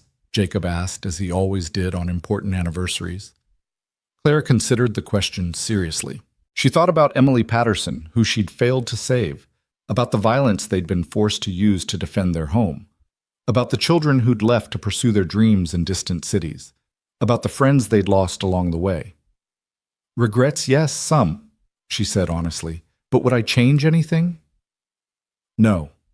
Every choice led us here. Every battle taught us something. Every loss made us value what we had even more. Even taking that job nobody wanted. Especially that," Clara said, leaning into his embrace. "That desperate choice was the best decision I ever made." As they stood there watching the sun set over the land they'd fought so hard to protect, a rider approached from town. It was young Tom Garrett Pete's grandson, who now ran the general store. "Mrs. McKenna, Mr. McKenna," he called out. "You need to come quick. There's someone at the store asking about that old help wanted notice, says she needs to know about the woman who answered it 40 years ago." Clara and Jacob exchanged glances, then made their way to town. At the store, they found a young woman, perhaps 25, with familiar dark hair and storm-colored eyes. She was holding a journal, her hands trembling slightly. "Are you Clara McKenna?" she asked. "I am." "My name is Emily Patterson. I was named after my aunt who died in Austin." The young woman's voice shook with emotion. "My grandmother saved every newspaper clipping about you, every story about how you tried to save my aunt, how you fought for justice for her. She died last month, and in her things I found this journal. It's my Aunt Emily's. She wrote about you, about how you were the only person who showed her kindness in that house." Clara felt tears streaming down her face as she accepted the journal with shaking hands. Young Emily continued, "I came to thank you, and to tell you that you did save her in a way." In her last entry, she wrote that your courage in standing up to James Worthington gave her the strength to refuse him one last time. She chose her own ending rather than let him continue to destroy her. You gave her that, the knowledge that she had a choice, that she had worth. Clara pulled the young woman into an embrace, both of them crying now. "She was so young, so bright. I'm sorry I couldn't do more." "You did everything you could," Emily said firmly. "And you've continued to do it for others ever since. The Ironwood Women's Refuge has saved hundreds of women. My aunt's death wasn't in vain. It started something. You started something." That night, Clara read Emily Patterson's journal by lamplight, Jacob beside her, offering silent support. The entries were painful, but also revealed a young woman of intelligence and spirit Someone who might have done great things if given the chance. The final entry, dated the night of her death, was addressed to Clara. Miss Whitmore, if you ever read this, know that you gave me something precious in my final day's dignity. You saw me as a person, not a scandal. You fought for me when no one else would. I'm choosing to end my pain, but I want you to know this isn't your failure. It's my choice, perhaps the only real choice I've ever been allowed to make. Please don't carry guilt for me. Instead, carry on fighting for others. Be the voice for those who cannot speak. Be the strength for those who cannot stand. You have a warrior's heart, Miss Whitmore. Use it. Clara closed the journal, her throat tight with emotion. Even in death, Emily Patterson had shown remarkable grace and wisdom. The next morning, Clara made a decision. She would write everything down, the full story of Ironwood Ranch from that first desperate day to the present. Not for glory or recognition, but as a testament to all those who'd fought alongside them, all those who'd been lost along the way, all those who'd found hope in a place that had once held only grief. She spent the next year writing, filling journal after journal with the story. Sarah, home from medical school for a visit, helped her organize the narrative. Thomas contributed his memories of growing up during the conflicts. James provided the scholarly framework, having become a respected historian as well as teacher. Even Jacob, normally reticent about the past, shared his perspective on those dark years after Sarah and baby Thomas's deaths. When the memoir was complete, Clara didn't seek publication. Instead, she placed it in the town archive with instructions that it be made available to anyone who needed to read it, especially women facing impossible situations, people fighting against powerful enemies, anyone who needed to know that courage was possible even in the darkest times. The story spread anyway, passed from person to person, inspiring some, warning others, but always testifying to the power of refusing to give up. Clara lived to see her grandchildren grow up, to see Sarah become the first female doctor in 3 counties, to see Thomas turn Ironwood into one of the most successful ranches in Texas, to see James establish a school that educated children regardless of their ability to pay. On her final evening at the age of 81, Clara sat on the porch where she'd kept so many watches, fought so many battles, celebrated so many victories. Jacob was beside her, their hands linked as they'd been for nearly 50 years. "I've been thinking about that notice again," she said, her voice still clear despite her age. "The job nobody wanted?" Jacob asked, smiling at the familiar topic. "Yes. I wonder if it was ever really about the job at all. Maybe it was about the chance to matter, to fight for something, to build something lasting." "You did all that and more," Jacob said softly. "We did it," Clara corrected, as she always had. "Together." As the sun set over Ironwood Ranch one last time for Clara McKenna, she thought about all the women who would come after her, all the battles yet to be fought, all the chances yet to be taken. She'd shown them it was possible that a desperate woman with nothing but courage could change the world one stand at a time. The job nobody wanted had become a legacy nobody could ignore.